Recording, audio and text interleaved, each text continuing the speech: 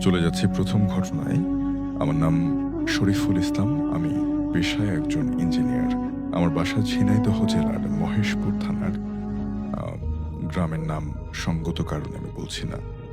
ঘটনাটা যখন ঘটে তখন আমি ক্লাস 10 এ পড়ি। আমার বাবা চাকরি করত, তাই আমাদেরকে ঢাকায় থাকতে হতো।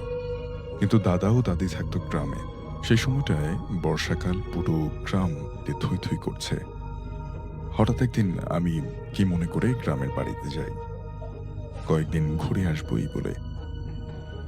পাশের বাড়ির একজন কাকা ছিল, তার নামটাও বলতে পারছি না কারণ তার অনুমতি নেই। তিনি ছিলেন আমার থেকে ২-৩ বছরের বড়, মানে খুব একটা ব্যবধান না। কাকা রাতে একদিন বললেন যে, "চল মাছ মারতে যাব।" আমি তো এক পায়ে রাজি, কারণ একটু দুষ্ট প্রকৃতির ছিলাম আমি। যেই কথা সেই কাজ। লাইট আর কোঁচ নিয়ে আমরা বের হলাম। মাছ শিকার করতে, যাকে বলে আলো কোপানো, মানে রাতে আলো দিয়ে কোচের সাহায্যে মাছ শিকার। মাছ ধরতে, ধরতে মাঠের মাঝ থেকে কখন যে আমরা নদীর পাড়ে চলে এসেছি সেটা আমাদের খেয়াল নেই। হঠাৎ কাকা বলল, "শরীফ দেখ, একটা চন্দন কাঠ।" আমিও তাকিয়ে দেখলাম যে একটা কাঠ ভেসে আছে। কাকা বলল, "এই কাঠটা বাড়িতে নিয়ে যাই।" আমি বললাম, "আরে না, এই কাঠ নিয়ে কি করব আমরা?" ও একটা কথা বলতে ভুলে গেছি যে আমরা ভেলা নিয়ে মাছ শিকার করতে এসেছি। কাকা বলল যে কথা না বাড়িয়ে কাঠটা তুলে নেয়। কিন্তু কাঠ নিতে হলে ভেলা থেকে নেমে নদীর পাড়ে যেতে হবে। কারণ মাঝে ১ হাত মতো জায়গা, যেটা উঁচু জমি, যার কারণে ভেলা নিয়ে কাঠের কাছে যাওয়া যাবে না। অর্থাৎ তিনি যেটা বলছিলেন যে গ্রামে বর্ষাকালে মাঠগুলো কিন্তু পানিতে থই, থই করে। প্রায় ৩ হাত আ বা মতো বা ৩ ফিট মতো আসলে পানি জমে যায়। তো সেটার উপরে ভেলা নিয়ে ভেসে, ভেসে অনেকেই মাছ শিকার করে থাকেন। তেমনটাই তারা করছিলেন। এরপরে তারা মাঠের কাছ থেকে মাছ শিকার করতে, করতে কখন যে আসলে নদীর পাড়ে পৌঁছে গেছেন, সেটাও তাদের ততটা একটা খেয়াল নেই। সেখানে গিয়ে দেখেন যে নদীর পাড়ে একটা কাঠ পড়ে আছে। তখন শরীফ, যিনি এই ঘটনার আ চরিত্র, তিনি তিনি যেটা দেখলেন যে আ তার কাকা বলল যে, "ওই কাঠটা নিয়ে আয়।" কাঠটা চন্দন কাঠ। তো সে বলল যে, "আসলে এটা নিয়ে কি করব?" তখন বলল যে, "তুই ভেলায় নিয়ে আয়।" এখন ভেলা থেকে নামতে হলে, ওই নদীর পাড় পর্যন্ত যেতে হলে মাঝখানে একটু জায়গা, হয়তো সেটা কোনো আল হতে পারে যেটা জেগে আছে, যেখান থেকে ভেলা দিয়ে সম্ভব না যাওয়াটা। সুতরাং তাকে পানিতে নামতে হবে। তাই ভেলা থেকে নদীর পাড়ে আমি চলে যাই এবং কাঠটা তোলার জন্য একটুখানি নামতে হবে হাঁটু সমান পানিতে। আর নামলে কাঠটা তুলে আনা যাবে। আমি অলরেডি হাঁটু সমান পানিতে নামি। কিন্তু অদ্ভুত ব্যাপার হলো, কাঠটা একটা সমান গতিতে সামনের দিকে এগিয়ে যাচ্ছে। মানে নদীর ভেতরের দিকে। কিন্তু আমি সেটা খুব একটা বুঝতে পারছিলাম না। কারণ আমি সেই কাঠের সাথে, সাথে আমি হাঁটছি। কাকা হঠাৎ বলল যে, "শরীফ, কোথায় নামছিস?" আ আমি লাস্ট খেয়াল করলাম যে আমি অনেকটা পানিতে নেমে গেছি। আর কয়েক পা সামনে গেলেই আমি পুরোপুরি খালের পানিতে ডুবে যাব। এরপরে দেখলাম যে কাঠটা আমার হাতের সামনে। কিন্তু কাঠটা পোড়া। আমি যখন ভেলা থেকে কাঠটা দেখছিলাম, তখন কাঠটা কিন্তু আমি ঠিক দেখছিলাম। কিন্তু এবার আমি এসে দেখলাম যে কাঠটা অনেকটা পোড়া। তবুও ভাবলাম যে এতদূর যেহেতু এসেছি, কাঠটা নিয়েই উঠবো। কাঠে হাত দিতেই আমার সারা শরীরে একটা ঝাঁকুনি অনুভূতি হয়। আমি রীতিমতো ভয় পেয়ে যাই। কিন্তু আমি আবারও হাত বাড়াই কাঠটা ধরতে। কিন্তু ২য় বার কাঠটা ধরতেই সেটা পানির নিচের দিকে টান দিল আমার হাতসহ। এবার আমি খুব ভয় পেয়ে যাই। পুরো শরীর আমার কাঁপতে থাকে। তারপরে আমার মনে হলো যে আমি পুরো ডুবে যাচ্ছি পানির সাথে। তখন আমার মনে পড়ল যে এখানে একটা হিন্দু পাড়া রয়েছে এবং মাঝে, মাঝে এখানে মানুষ পোড়ানো হয়। তার মানে হচ্ছে এটা শ্মশানের কাঠ। আমি উঠে আসি ভেলায় এবং কাকাকে বলি, "কাকা, এটা তো পোড়ানো কাঠ শ্মশানের। চলো, এই কাঠটা আর নেওয়ার দরকার নেই।" কিন্তু আমি যে ভয় পেয়েছি সেটা কাকাকে আর বলি না। আর ওটা ছিল একটা অস্থায়ী শ্মশান। অর্থাৎ ২-১ টা পরিবারের লাশ ওখানে পোড়ানো হয়। আসলে কিছু গোত্র রয়েছে হিন্দুদের মধ্যে, হিন্দু সমাজে, যাদেরকে আসলে কিছু রিচুয়াল মেনে দাহ করানো হয়। চিতায় এই চন্দন কাঠের ব্যবহার করা হয়, যেটা আমি শুনেছি অনেক জায়গায়। তো তিনি যেটা বলছেন, এখন আমি নিশ্চিত হলাম যে একটা অস্থায়ী শ্মশান সেখানে, অর্থাৎ হতে পারে সেই বিশেষ গোত্রের যারা রয়েছেন তাদের জন্য আসলে সেই শ্মশান ঘাটটি তৈরি হয়েছিল। অর্থাৎ ২-১টা পরিবারের লাশ ওখানে পোড়ানো হয়। এর জন্য নিজেদের অজান্তে আমরা চলে গিয়েছিলাম। এরপরে মাছ মারতে, মারতে বাড়ির দিকে আবার রওনা দেই।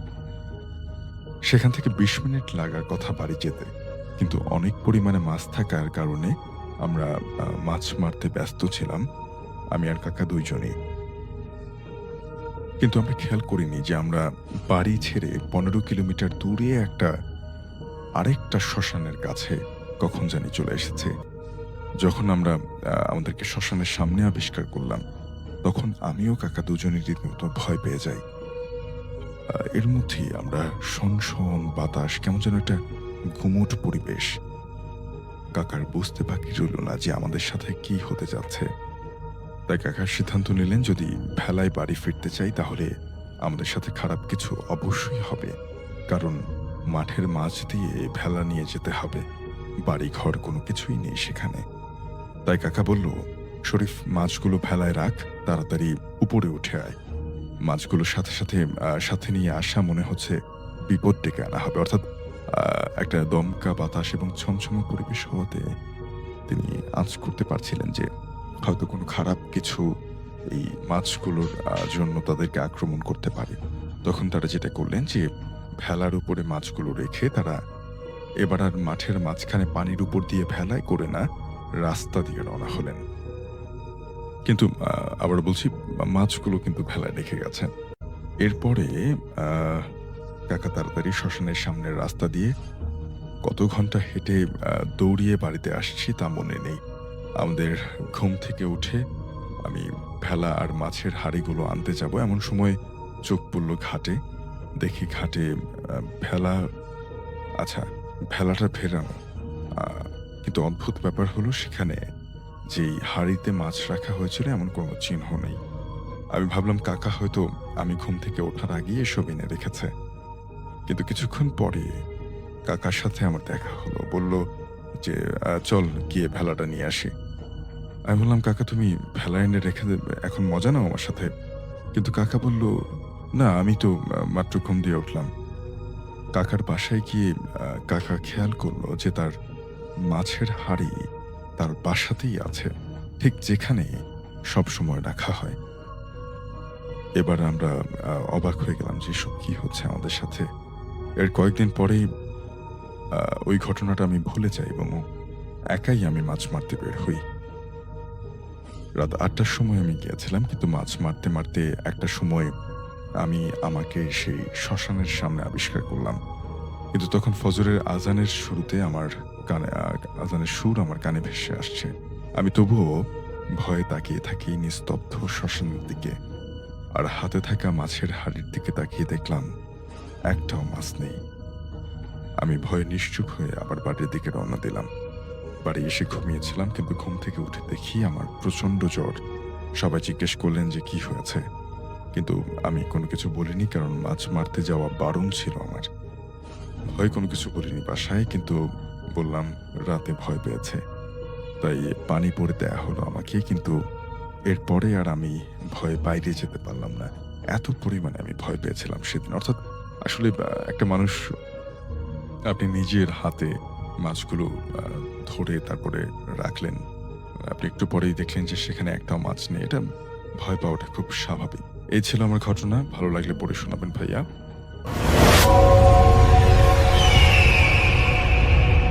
এখন যে স্টোরিটি আপনারা শুনতে যাচ্ছেন, এটি একটি কবরস্থান কেন্দ্রিক ঘটনা।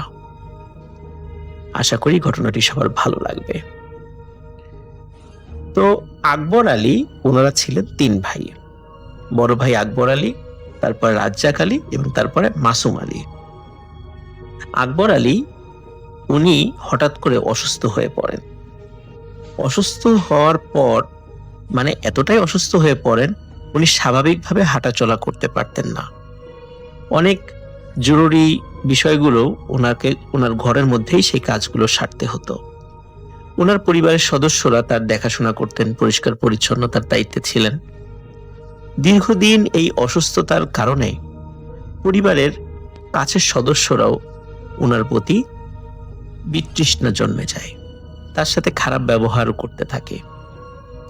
তাছাড়া ভাইদের সাথে পারিবারিক দ্বন্দ্ব আকবর আলীর মনের কষ্ট আরো বাড়িয়ে দেয়। কোনো এক রাতে আকবর আলী গলায় রশি পেঁচিয়ে সুইসাইড করেন। উনার সুইসাইডের পর স্থানীয় একটি কবরস্থান, যেটাকে বলা হয় জমাদ্দার পাড়া কবরস্থান, এই কবরস্থানে তাকে দাফন করা হয়। উনার মৃত্যুর 1 মাস পর্যন্ত কোনো সমস্যা হয়নি। এই 1 মাস পর থেকেই শুরু হয় সমস্যা। প্রিয় লিসেনার্স, 1 মাস পর যে ঘটনাটি ঘটে সেটি দিয়ে শুরু করতে যাচ্ছি। একটু আগে বলেছি আকবর আলীর ওনারা 3 ভাই ছিলেন। ওনার পরে যিনি ছিলেন তিনি হচ্ছেন রাজ্জাক আলী। রাজ্জাক আলীর 3 জন সন্তান ছিলেন। তার মধ্যে একজন বড় সন্তান, তার নাম হচ্ছে ইকরাম আলী। তিনি দীর্ঘদিন এলাকার বাহিরে ছিলেন। ওই সময়ে মোবাইলের ব্যবহার খুবই সীমিত ছিল সারা বাংলাদেশে, যার কারণে এত সহজে কারো খবর একমাত্র চিঠি লেখা ছাড়া সেভাবে দেয়াটা কঠিন ছিল। যেহেতু পারিবারিক কিছুটা কলহ ছিল ভাইদের সাথে, যার কারণে রাজ্জাক আলীর পরিবার ইকরাম আলীকে তার চাচার মৃত্যুর খবরটা দেয়নি, বা কোনো কারণে ইকরাম আলী তার বড় চাচা আকবর আলীর মৃত্যুর খবরটা জানতেন না। উনি যখন যেহেতু এলাকায় থাকতেন না, একদিন উনি বাড়িতে আসেন। বাড়িতে আসার পর লাহোরিয়া এই ইউনিয়নের একটি বাজার আছে, হচ্ছে কালীগঞ্জ বাজার। তো যেহেতু আসতে আসতে অনেক দেরি হয়ে যায় এবং উনি কোনো ভ্যান পান না, তো কালীগঞ্জ বাজার থেকে উনি হাঁটা শুরু করেন। কালীগঞ্জ বাজার থেকে পায়ে হাঁটা পথ 20 মিনিট। 20 মিনিটের মধ্যে বাসায় চলে আসা পসিবল। হাঁটতে হাঁটতে প্রথমে একটি ইটের ভাটা পড়ে। এটাকে ইদ্রিস জমাদ্দারের ভাটা বলে এলাকায় পরিচিত। এই ভাটা থেকে বাড়ি খুব কাছে, তো ভাটা পর্যন্তই সাধারণত ভ্যান গাড়ি আসে, এরপরে আসে না। এরপর একটা খাদের মতো আছে, যার কারণে ভ্যান গাড়ি ওদিকে নামতে পারে না। বাকি পথটা পায়ে হেঁটে আসতে হয়। যেহেতু উনি ভ্যান পাননি, পুরো পথটা ওনাকে পায়ে হেঁটে আসতে হচ্ছিল।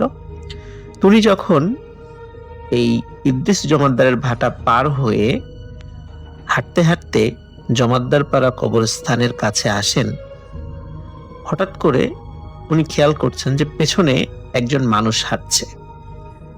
উনি বলেন, এই কে ওখানে? ওখানে কে? কয়েকবার বলার পরও কোনো সারা শব্দ আসছিল না, কিন্তু উনি দেখতে পাচ্ছিলেন যে পেছনে একজন মানুষ হেঁটে হেঁটে আসছে।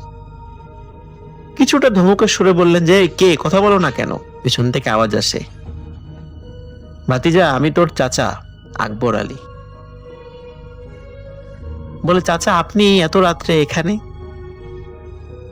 বলে, হ্যাঁ, একটু কাজে আসছিলাম, কলই বুনেছি তো একটু পাহারা দিতে আসছিলাম, অনেকে চুরি করে নিয়ে যায়, তো এদিক দিয়ে হাঁটাহাঁটি করছিলাম, বাড়ির দিকে যাচ্ছিলাম। বাড়িটা খুব কাছেই ছিল।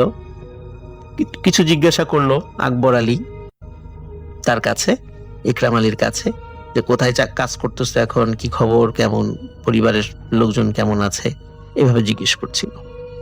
যখন বাসার ঠিক কাছে চলে আসে, আসার পরে ইকরাম আলী বলে যে, চাচা আপনি চলে যান, আমি এখন যেতে পারবো। ঠিক এই কথা বলেই সে যখন পেছন দিকে ঘোরে, তখন দেখে আকবর আলী নেই। এখানে একটা বিষয় বলে রাখা ভালো, ইকরাম আলী একটা অদ্ভুত বিষয় খেয়াল করছিল। আকবর আলী সবসময় তার পেছন দিকে ছিল, কখনোই হাঁটতে হাঁটতে পাশাপাশি হাঁটছিল না। যখনই ইকরাম আলী হাঁটার গতি একটু কমিয়ে দেয়, খেয়াল করে আকবর আলীও হাঁটার গতি কমিয়ে দিয়েছে। বিষয়টি তিনি একটু অস্বাভাবিকভাবে নিয়েছেন, কিন্তু সেটা কোনো ভৌতিক বা প্যারানর্মাল বিষয় হিসাবে না। কারণ হচ্ছে, যেহেতু তাদের পরিবারের সাথে একটু দ্বন্দ্ব ছিল, হয়তোবা এরকম কারণেও তার চাচা এরকম অদ্ভুত আচরণ করতে পারে বলে ইকরাম আলী মনে করেছে। কিন্তু হঠাৎ করে কোনো কথাবার্তা না বলে আকবর আলীর পেছন থেকে চলে যাওয়া ইকরাম আলী বিষয়টা স্বাভাবিকভাবে নিতে পারেনি। তিনি মনে কষ্ট পান যে চাচা এইভাবে আমাকে না বলে চলে গেল কেন। ইকরাম আলী বাড়িতে যান। বাড়িতে যাওয়ার পর রাতের বেলা তখনও বাড়ির লোকজন জেগেছিল। তখন তার মা বাবা যখন খাবার দাবার রেডি করছিল, তখন খেতে খেতে ইকরাম আলী তার পরিবারের সদস্যদেরকে বলে যে চাচার সাথে কি তোমাদের কোনো গন্ডগোল হয়েছে কিনা? আমার সাথে এতদূর আসলো অথচ কথা না, মানে কিছু বিদায় না দিয়ে, মানে বিদায় কোনো কথা না বলেই চলে গেল, এমনটা কেন? বিষয়টা তো আমার ভালো লাগলো না। তখন তার মা বলে যে বাবা, তোমার কি মাথা খারাপ হয়েছে? তোমার চাচা তো 1 মাসেরও বেশি হলো গলায় ফাঁস লাগিয়ে সুইসাইড করেছে। এ কথা শোনার সাথে সাথে ইকরাম আলী খুবই ভয় পেয়ে যায়। বলে তাহলে আমি এতটা পথ কার সাথে আসলাম? প্রিয় লিসেনার্স, ঘটনাটির শুরু কিন্তু এখান থেকেই। এখান থেকে মানে হচ্ছে প্যারানর্মাল বিষয়টার শুরু এখান থেকেই। এরপরে সামনে আরো ভয়ঙ্কর ঘটনা ঘটতে যাচ্ছে। এর ঠিক কিছুদিন পরে আরেকটি ঘটনা ঘটে। সেটা হচ্ছে আলামিনের দাদার আপন ছোট ভাইয়ের ছেলে, তার নাম হচ্ছে ওহিদ আলী, যিনি যশোর জুট মিলে কাজ করতেন। একদিন যশোর থেকে তাড়াতাড়ি কাজ সেরে, তিনি যশোরেই থাকতেন, কাজ সেরে বাড়িতে আসার জন্য রওনা দিয়ে ওই দিন আবার কালীগঞ্জ বাজারে হাটের দিন ছিল। তো হাট থেকে তিনি অনেকগুলো কই মাছ কেনেন। হাটে অনেক পরিচিত লোকদের সাথে দেখা হয়, তাদের সাথে গল্প গুজব করতে করতে বেশ দেরি হয়ে যায়। রাত তখন প্রায় 9টা বাজে। একটি ভ্যানে উনি রওনা দেন বাড়ির উদ্দেশ্যে। ইদ্রিস জমাদ্দারের ইটের ভাটা পর্যন্ত ভ্যান আসে, একটু আগে আমি বলেছি। সেখান থেকে ভ্যানকে বিদায় দিয়ে উনি বাজারের ব্যাগ, যার মধ্যে কই মাছ ছিল, সেটি নিয়ে হাঁটতে শুরু করেন। ওই দিন আকাশ থেকে গুড়ি গুড়ি বৃষ্টি নামছিল, তাই পথ কিছুটা পিচ্ছিল ছিল। উনি যখন হাঁটতে হাঁটতে কবরস্থানের কাছে আসেন, হঠাৎ করে পা পিছলে তিনি পড়ে যান এবং তার হাতে থাকা ব্যাগের মধ্য থেকে বিভিন্ন জিনিসপত্র, স্পেশালি কই মাছগুলো ছড়িয়ে ছিটিয়ে যায় এবং কই মাছগুলো রাস্তার এপাশ ওপাশ লাফালাফি করতে থাকে। ওনার হাতে একটি টর্চ লাইটও ছিল, 2 ব্যাটারির একটি টর্চ লাইট। তিনি ওই টর্চ লাইট জ্বালিয়ে কই মাছগুলো এবং অন্যান্য বাজারগুলো খুঁটে খুঁটে ব্যাগের মধ্যে রাখছিলেন। হঠাৎ উনি দেখেন কে যেন ওনার পাশে বলছে, কি ওহিদ, কেমন আছো? হ্যাঁ কাকা, ভালো আছি। বলে এত রাত্রে কোত্থেকে আসলা? বলে এই তো কাকা, তো বাজারে ছিলাম, বাজারে গল্প গুজব করতে করতে দেরি হয়ে গেল।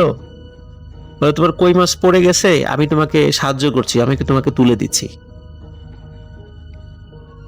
ওহিদ আলীর মনে পড়ে, আরে এ তো আকবর চাচা, উনি না মারা গেছেন, আমার কই মাছ তুলে দিচ্ছেন ইনি। যখনই এই চিন্তাটা তার মাথায় এসেছে, উনি প্রচন্ড জোরে এক চিৎকার দিয়ে বাড়ির দিকে দৌড় দেন। বাড়ির উপরে গিয়ে উনি পড়ে যান। সবাই চলে আসে, কি হয়েছে ঘটনা খুলে বলে। তখন সবাই মিলে আবার কবরস্থানের কাছে যাওয়া হয়। গিয়ে দেখেন সেই বাজারগুলো পড়ে আছে ছড়িয়ে ছিটিয়ে, কিন্তু কোথাও আর আকবর আলীকে দেখা যাচ্ছে না। প্রিয় লিসেনার্স, এই ঘটনার পর থেকে আর কিছু অদ্ভুত ঘটনা ঘটতে থাকে ওই পরিবারের সাথে। যেমন ওই পরিবারের লোকজন, স্পেশালি আকবর আলীর পরিবারের লোকজন, রাতের বেলা কোনো কারণে ওয়াশরুমে যাওয়ার জন্য যদি বের হতো বা অন্য কোনো কারণে যদি বের হতো, অধিকাংশ সময় হঠাৎ করে তার নাম ধরে যিনি গিয়েছেন তার নাম ধরে ডাকতো, যে কি মনি, কি করো, এভাবে নাম ধরে ডাকতো এবং বলতো যে আমি খুব কষ্টে আছি, আমার উপর তোরা এরকম অবিচার কেন করলি, কেন আমাকে এত কষ্ট দিলি, আমি কবরে ভালো নাই। এইভাবে উনি কথা বলতেন। ওনার পরিবারের অনেকেই এরকম রাতের বেলা ভয় পেতেন, কখনো দূর থেকে দেখতেন, কখনো শুধু শব্দ শুনতেন। এই ঘটনাগুলো শুধু আকবর আলীর খুব নিকট আত্মীয় স্বজনদের সাথেই ঘটতে থাকে, অন্য কোনো মানুষদের সাথে এই ঘটনা ঘটেনি। এরপরে আরো একটি ঘটনা ঘটে। আকবর আলী এবং রাজ্জাক আলী, মাসুম আলী এবং অত্র এলাকার লোকজন তাদের জমিতে কলই নামক এক ধরনের ফসল বুনতেন। কলই, মসুরির ডাল, এই ফসলগুলো বুনতেন। এমন একটি সময় আসলো যখন কলই পেকে গিয়েছে, মানে তখন তোলার সময়। সমস্যা হলো যে এগুলো রাত্রেবেলা চুরি হয়ে যেত। একদিন এশার নামাজের পর এই আলামিনের মেজ কাকা, মানে যিনি এই ঘটনাটি আলামিনকে দিন, মেজ কাকা, আলামিনের দাদা এবং আরো কয়েকজন মিলে এশার পরে খাওয়া দাওয়া করে চিন্তা করলেন যে আমরা রাত্রেই আজকে সব কলই তুলে ফেলবো আমাদের ক্ষেত থেকে, কারণ চুরি হয়ে যেতে পারে। আবার যদি হঠাৎ করে রাত্রেবেলা বৃষ্টি হয় তাহলে আরো ঝামেলা হয়ে যাবে। এই জন্য ওনারা কয়েকটা গরুর গাড়ি রেডি করলেন, যেগুলো ওনাদের নিজেদের গরুর গাড়ি, যে একটা গরুর গাড়িতে কেটে তুলে দিবেন, সেটা বাড়িতে পাঠাবেন, আবার আর একটায় তুলে দিবেন, এইভাবে বাই রোটেশন দ্রুত যাতে এই কলই কাটা হয়ে যায় এবং বাড়িতে পাঠিয়ে দেওয়া যায়। আলামিনের মেজ কাকা উনি একটি গরুর গাড়িতে উঠলেন এবং কলই ভর্তি গরুর গাড়ি নিয়ে উনি বাড়ির দিকে যাওয়া শুরু করলেন। তারা মাঠে কলই কাটছিল রাতের বেলা। গাড়িটি যখন চলতে চলতে ঠিক কবরস্থানের কাছে চলে আসে, হঠাৎ করে আলামিনের মেজ কাকা লক্ষ্য করে দূরে কি যেন একটা আবছা আবছা দেখা যাচ্ছে, আর গাড়িটি অস্বাভাবিক রকমের নড়াচড়া শুরু করেছে এবং সামনে থাকা দুটি গরু মনে হচ্ছে ওরা ভয়ঙ্কর কিছু দেখেছে। ওরা প্রচন্ড জোরে ছোটাছুটি শুরু করে দিয়েছে, এলোপাথারি ছোটাছুটি, এবং এত বেশি মাত্রায় এলোপাথারি ছোটাছুটি শুরু করে দিয়েছে যে গরু দুটি তাদের দড়ি ছিঁড়ে গাড়িটিকে রাস্তার এক পাশে ফেলে রেখে দৌড়ে বাড়ির দিকে চলে গেছে। গাড়িটি রাস্তার এক পাশে পড়ে যায়। আলামিনের মেজ কাকা কিছুটা চোট পান। রাস্তার পাশেই কয়েকটি তাল গাছ ছিল। আলামিনের কাকা লক্ষ্য করেন এই তাল গাছের চতুর্দিকে ছোট ছোট কিছু বাচ্চারা খেলাধুলা করছে।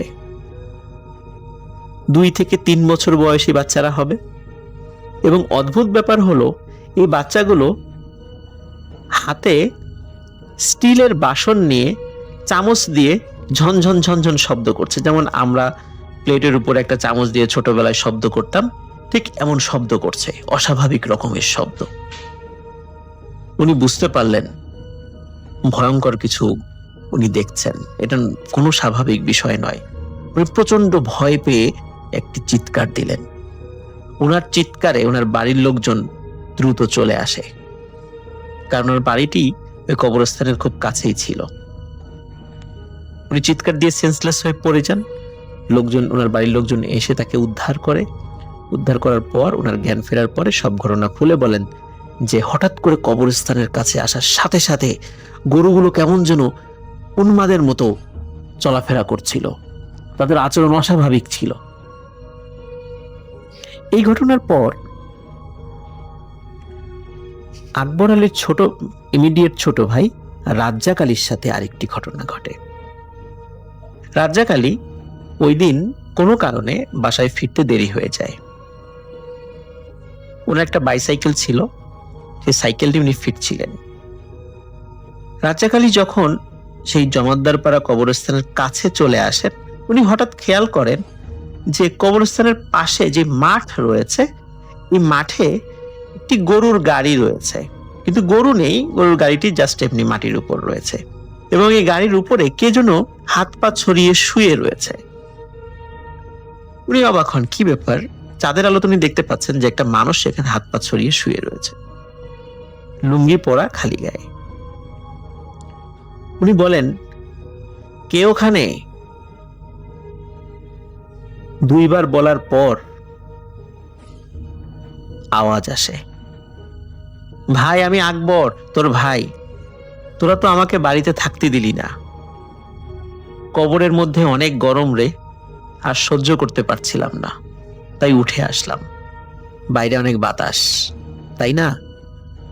যখনই এইটা উনি শুনতে পান রাজ্জাক আলী, তখন উনি প্রচন্ড চিৎকার দিয়ে সাইকেল ফেলে বাড়ির দিকে দৌড়তেন।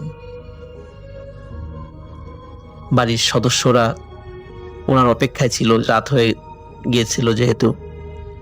তোনার এরকম আচমকা চিৎকার চেঁচামেচি শুনে সবাই আগে থেকে একটু বেরিয়ে আসেন বাড়ির। কি ব্যাপার বাবা, এত জোরে চিৎকার করছে কেন, কি হয়েছে? তখন বলে এই ঘটনা। সবাই মিলে আবার কবরস্থানের কাছে যায়, দেখে গরুর গাড়িটিও নেই, আকবর আলীও নেই। এই ঘটনা যখন ঘটতে থাকছিল, প্রতিনিয়ত আকবর আলীর পরিবারের সদস্য এবং তার যে অন্যান্য আত্মীয় স্বজনরা একটা সমাধানের পথ খুঁজতে থাকেন। ভালো একজন আলেমের সাথে পরামর্শ করেন যে কেন এমনটা হচ্ছে, শুধু পরিবারের সদস্যদের সাথেই ঘটছে, অন্য কেউ কিন্তু কবরস্থানে কিছু দেখছে না বা তাদের সাথে কোনো কিছু ঘটছে না। তখন ওই আলেম বলেন যে আসলে ওনার মৃত্যুটা যেহেতু স্বাভাবিক ছিল না, এটা একটা বিষয়। আর একটা বিষয় হচ্ছে যে তার যখন জানাজা পড়ানো হয়েছিল, জানাজাটা ত্রুটিপূর্ণ ছিল। তাহলে এখন সমাধান কি? সমাধান হচ্ছে যে সবাই মিলে আমরা একটি গায়েবানা জানাজা পড়ব, আর ওনার রুহের মাগফিরাতের জন্য কিছু গরিব এতিম দুস্থদেরকে দান খয়রাত এবং খাওয়া দাওয়া করিয়ে দিতে হবে। প্রিয় লিসেনার্স, যখন আকবর আলীর পরিবার এবং তার অন্যান্য আত্মীয় স্বজনরা তার রুহের মাগফিরাতের উদ্দেশ্যে সাদকা এবং দান খয়রাত করলেন এবং গায়েবানা জানাজা করলেন, এরপর থেকে এখন পর্যন্ত আর কোনো ঘটনা ঘটেনি সেখানে। আসসালামু আলাইকুম রাসেল ভাই, আশা করছি আপনি ভালো আছেন। রাসেল ভাই, আমি শাকিল আহমেদ লালমনিরহাট জেলা থেকে আপনাকে ঘটনা পাঠাচ্ছি। আর আজকে আমি যেই ঘটনাটি আপনার সঙ্গে শেয়ার করব, এই ঘটনাটাও ময়মনসিংহ জেলার একটা প্রত্যন্ত গ্রামের ঘটনা। আমি গ্রামটির নাম উল্লেখ করছি না, কারণ যার কাছ থেকে আমি ঘটনাটা শুনেছি সে আমাকে নামটা উল্লেখ করতে নিষেধ করেছে। তো রাসেল ভাই, আমি কোনো কথা না বাড়িয়ে সরাসরি ঘটনায় চলে যাচ্ছি। আর যার সঙ্গে এই ঘটনাটা ঘটেছে তার নাম হচ্ছে জসিমউদ্দিন। তো এই ঘটনাটা আমি আমার একটা বন্ধুর কাছ থেকে শুনেছিলাম, আমি তার মতো করেই বলার চেষ্টা করি। আমাদের গ্রামের একদম শেষ প্রান্তে ছিল একটা বিশাল বড় পুকুর, আর সেই পুকুরের পশ্চিম পার ঘেঁষে ছিল একটা পুরনো দিনের শ্মশান, যেই শ্মশানটা বহু বছর আগে ব্যবহার করা হতো, সেখানে মৃতদেহ দাহ করা হতো। কিন্তু পরবর্তী সময়ে নতুন শ্মশান তৈরি করার ফলে সেই শ্মশানটাকে আর ব্যবহার করা হয় না। আর সেই শ্মশানটা যেতেও তেমন রাস্তা ছিল না, পরিষ্কার রাস্তা ছিল না, এজন্য ওই শ্মশানটাকে বাদ করে দেওয়া হয়। আর আমাদের গ্রামের ওই যে পুকুরটা ছিল, সেই পুকুরটাতে কিন্তু প্রচুর পরিমাণে মাছ ছিল। ওই শ্মশানটা ওইখানে থাকার ফলে ওখানে কেউ আর মাছ মারতে যাইতো না, কারণ সবাই মনে করতো ওখানকার মাছ খেলে নাকি বিভিন্ন ধরনের সমস্যা তৈরি হয়।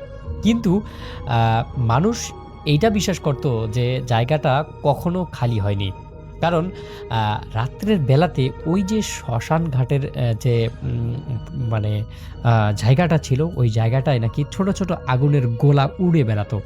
আবার কখনো কখনো দেখা যেত ওখানে অনেক মানুষ হাঁটাচলা করতেছে, আবার কখনো নাকি ওখানে মানে পুড়ে যাওয়া কাঠের টুকরা বা পুড়ে যাওয়া কাঠের খড়ি পাওয়া যেত। আবার কখনো কখনো কেউ আত্মীয় স্বজন হারা কান্নার শব্দ ভেসে আসতো সেই শ্মশান ঘাটের দিক থেকে।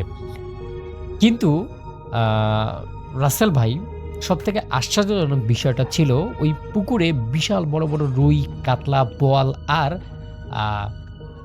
ট্যাংরা মাছ পাওয়া যেত। কিন্তু গ্রামের মানুষ এই যে ভয়ে বা এই রকমের বিভিন্ন রকমের কাহিনী শোনার কারণে সেখানে কেউ জাল ফেলতো না। সবাই বলতো যে একবার ওই পুকুরের মাছ মারার লোভে পড়ে ওখানে মাছ মারতে যায়, সে আর আগের মতো মানুষ হয়ে ফেরে না, বিভিন্ন সময় তাকে খুঁজেও পাওয়া যায় না, আবার বিভিন্ন সময় দেখা যায় সে একদম বোবা হয়ে যায়। কিন্তু এই যে আমাদের আজকের গল্পের যিনি আর কি জসিমউদ্দিন, উনি এইসব কথা শুনে হাসতেন। কারণ উনি আর কি একটু কবিরাজি জানতেন। উনি বিভিন্ন সময় মানুষের ভয় পেলে ঝাড়ফুঁক করতেন। আবার বিভিন্ন সময় আর কি উনি আর কি এই যে জিন ভূতের সঙ্গে উনি রিলেটেড কাজকর্মতে জয়লাভ করেছিলেন। আর এই পুকুরের ঘটনায় উনি বেশ হাসাহাসি করতেন। এবং উনি একদিন বাজার থেকে মানে যখন আসতেছিল, তো তখন উনি রাত্রের বেলা আসতেছিল, তো তখন উনি দেখেন ওই যে পুকুরটা ছিল সেই পুকুরের মধ্যে একটা বিশাল বড় বোয়াল মাছ লাফাচ্ছে। কমপক্ষে ২০ থেকে ১৫ কেজি ওজনের হবে। এমন বড় একটা মাছের মানে শরীর বা মাছ দেখে এই জসিমউদ্দিন বেশ খানিকটা লোভে পড়ে যায়। উনি এমন লোভ করে যে এই মাছটা যদি কোনোভাবে আমি ধরতে পারি, আর এই মাছটা যদি কোনোভাবে বাড়িতে নিয়ে এসে বা বাজারে বিক্রি করে দেওয়া যায়, তাহলে তো বেশ পরিমাণের টাকা বা অর্থ সম্পদ পাওয়া যাবে। কিন্তু সবথেকে মানে বড় বিষয়টা হচ্ছিল যে সেখানে কাউকে যাওয়া হতো না। গ্রাম থেকে নিষিদ্ধ ছিল যে ওখানে যদি কেউ মাছ মারতে যায় তাহলে গ্রাম থেকে তাকে শাস্তি দেওয়া হবে। কারণ গ্রামের মানুষ এটা আর দেখতে চায় না যে সেখানে কেউ গেছে আর তার সঙ্গে খারাপ কিছু হয়েছে। তা যাই হোক, এই জসিমউদ্দিন যেহেতু কবিরাজি মানুষ, উনি একটু মানে মাথার মধ্যে একটু ব্রেন খাটালেন। উনি ভাবলেন যে একদিন রাতের বেলা আমি যাব এবং গিয়ে মানে ওই মাছটা ধরে আনবো বা মাছটা ধরার একটা সিস্টেম করে আসবো। কারণ আমাকে এই মাছটা ধরতেই হবে। কিন্তু উনি আসলে একা এটা পারবে না। উনি কাউকে সঙ্গে নেবেন এরকম একটা ১ম এ সিদ্ধান্ত নিয়েছিলেন। কিন্তু কেউ তার সঙ্গে যাইতে একদমই মানা করে দিল। কারণ সেখানে গেলে বিভিন্ন ধরনের বিপদ হতে পারে, এটা তো একটা বিষয়। আর কেউ যদি জানতে পারে তাহলে তো গ্রামের মানুষও তার সঙ্গে ভালো কিছু করবে না। কিন্তু এই যে জসিমউদ্দিন ছিলেন, উনি ছিলেন বেশ চালাক মানুষ। উনি বলল যে আচ্ছা ঠিক আছে, বাদ দাও। কিন্তু ওনার মনে, মনে ওই শয়তানি বুদ্ধিটা চেপেই ছিল। উনি মনে, মনে ঠিক করলেন যে আমি রাত্রের বেলায় একাই সেখানে যাব। এবং তিনি সেই দিনটা ঠিকও করে ফেললেন। সামনের আমাবস্যার রাত, এবং উনি মানে কোনো গোপন সূত্রে জানতে পেরেছেন যে এই আমাবস্যার রাতে হালকা বৃষ্টি হতে পারে। তো বৃষ্টির মধ্যে তো কেউ রাতে বেরো হবে না। তো এই ফাঁকে, ফাঁকে উনি আর কি ওনার মাছ ধরার যে প্ল্যানটা ছিল সেই প্ল্যানটা উনি হাসিল করে নিবে। যাই হোক, যেই কথা সেই কাজ। আমাবস্যার রাতে উনি একাই রওনা দিলেন সেই শ্মশান ঘাটের পুকুরের দিকে। এবং আ তার হাতে ছিল একটা ছিপ আর কি। আমরা যেটাকে বড়শি বলি। অনেকেই ছিপ হিসেবে চিনে। তারপর ছিপে লাগার মতো টোপ, একটা হারিকেন, আর হাতের মধ্যে আছে কিছু তাবিজ-কাবিজ, এবং অন্য হাতে আছে একটা কালো রঙের দা আর কি, দা বটির মতো একটা জিনিস। তো এই সবকিছু নিয়ে উনি পুকুর পাড়ে পৌঁছালেন এবং পৌঁছে ১ম উনি বুঝতে পারলেন যে জায়গাটা বেশ একটু অন্ধকার এবং জায়গাটা একটু অন্যরকম লাগছিল তার কাছে। চারদিকে কেমন একটা ঘন অন্ধকার আর ভ্যাপসা একটা গন্ধ। তো উনি ভাবলেন যে হয়তো এখানে কেউ আসে না, হয়তো এর জন্য এরকম একটা গন্ধ। এরপর উনি ওই পুকুরের মধ্যে খানিকটুকু খাবার দিল এবং তার হারিকেনটা এক সাইডে এমনভাবে রাখলো যেন কেউ বুঝতে না পারে, এবং তার যে তাবিজ-কাবিজ ছিল সেই তাবিজ-কাবিজগুলো কি বলে সাইডে আশেপাশে রেখে দিল যেন কেউ আসলে উনি বুঝতে পারেন আরকি। আর উনি মাছ মারার বসার পরে একটা জিনিস বুঝতে পারতেছেন যে শ্মশানের যে পুরনো একটা বটগাছ ছিল সেই বটগাছের মানে ডালপালাগুলো বাতাস ছাড়াই এমনিতেই দুলছে। আবার মাঝে, মাঝে মানে শুকনো পাতা পড়ার অদ্ভুত রকমের কিছু শব্দ হচ্ছিল। আর পুকুরের পানি এতটাই কালো, এমনিতেই তো আমাবস্যার রাত, তার উপর আবার এমন একটা কালো পুকুরের পানি যে উনি মনে হচ্ছে যে একেবারে কলমের যে কালি যেরকম কুচকুচে কালা সেরকম। তারপরে যাই হোক, উনি এই সব কিছুকে উপেক্ষা করে নদীর পানিতে, পুকুরের পানিতে উনার বড়শি বা ছিপ ফেললেন। ১ম ১০ মিনিট, ২০ মিনিট একদমই কোনো নড়াচড়া নেই। এত খাবার এত পরিমাণের মাছের খাবার দিয়েছে, এত এত কিছু করেছে, তারপরেও কোনো মাছ উনি পাচ্ছেন না। হঠাৎ করেই উনি তো ৩ টা বড়শি ফেলেছে, এই ৩টা বড়শির থেকে ডান পাশের যে বড়শিটা আছে সেই বড়শিটার মধ্যে সপ করে একটা বড় কিছু পানিতে পড়ল। উনি ওনার হারিকেনটা একটু হাতের মধ্যে তুলে দেখার চেষ্টা করলেন যে আসলে কিছু আছে কিনা। দেখলেন যে আসলে কিছুই নেই এবং তারপরেই দেখলেন তারপরেই উনি আর কি আবার তেনার আগের জায়গায় বসে পড়লেন। এরপরে শুরু হলো আসল ঘটনা। উনি দেখতে পারলেন ওনার ছিপের ভাষা যেটা আর কি, ছিপের যেটা আমরাকে বলি টোপ বলি, সেটা একদমই নড়ছে না। কিন্তু পুকুরের মাঝখানে গোল গোল ঢেউ আসতেছে, মানে পুকুরের পানি ঢেউ খাচ্ছে, কিন্তু ওনার যে উপরে যে ছিপটের উপরে যে একটা ভাষা থাকে সেই ভাষাটা একদমই নড়ছে না। যেন মনে হচ্ছে এই ভাষাটা কোথাও যেন নিস্তব্ধ হয়ে আছে। এরপরে কিছুক্ষণ পর উনি লক্ষ্য করলেন পুকুরের মাঝখানে বিশাল কিছু একটা ঘুরছে।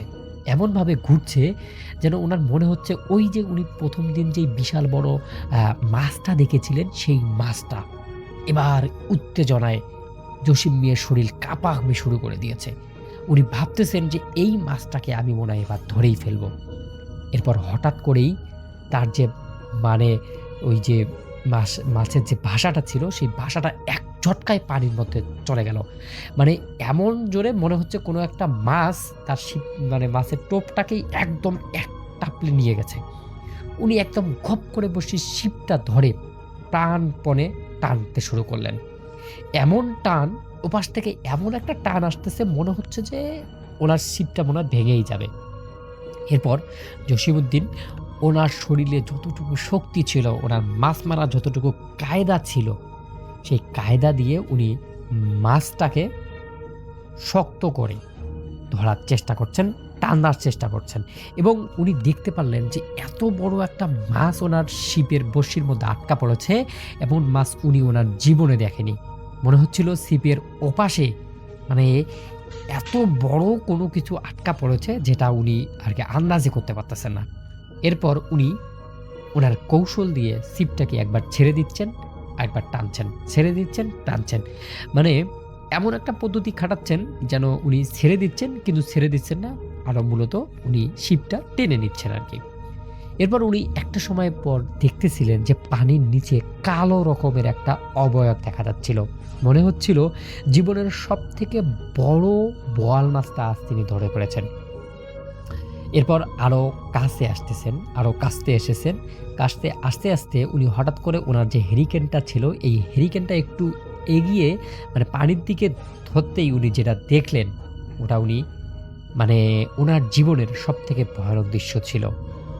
উনি দেখলেন পানির নিচে একটা মানুষের মুখ, চোখ দুটো একদম খোলা, মুখটা একদম ফ্যাকাশে, চুলের মধ্যে চুলগুলো পানির মধ্যে ভেসে আসছে আর তার মুখটা মানে অস্বাভাবিক রকম একটা মুখ। আর সেই মুখ থেকে অস্বাভাবিকভাবে কিছু একটা কথা বলছে, মানে কিছু মুখটা নড়ছে, এমনভাবে নড়ছে যেন মনে হচ্ছে যেন কেউ তার সঙ্গে কথা বলার চেষ্টা করছে। এরপর জসিমউদ্দিন ভয়ে তার যে ছিপটা ছিল সেই ছিপটা ছেড়ে দিল। কিন্তু আশ্চর্যজনক বিষয় হচ্ছে যে ছিপটা তো এবার পানির দিকে যাওয়ার কথা, এত টানাটানি করলো, কিন্তু ছিপটা পানির দিকে না গিয়ে উল্টো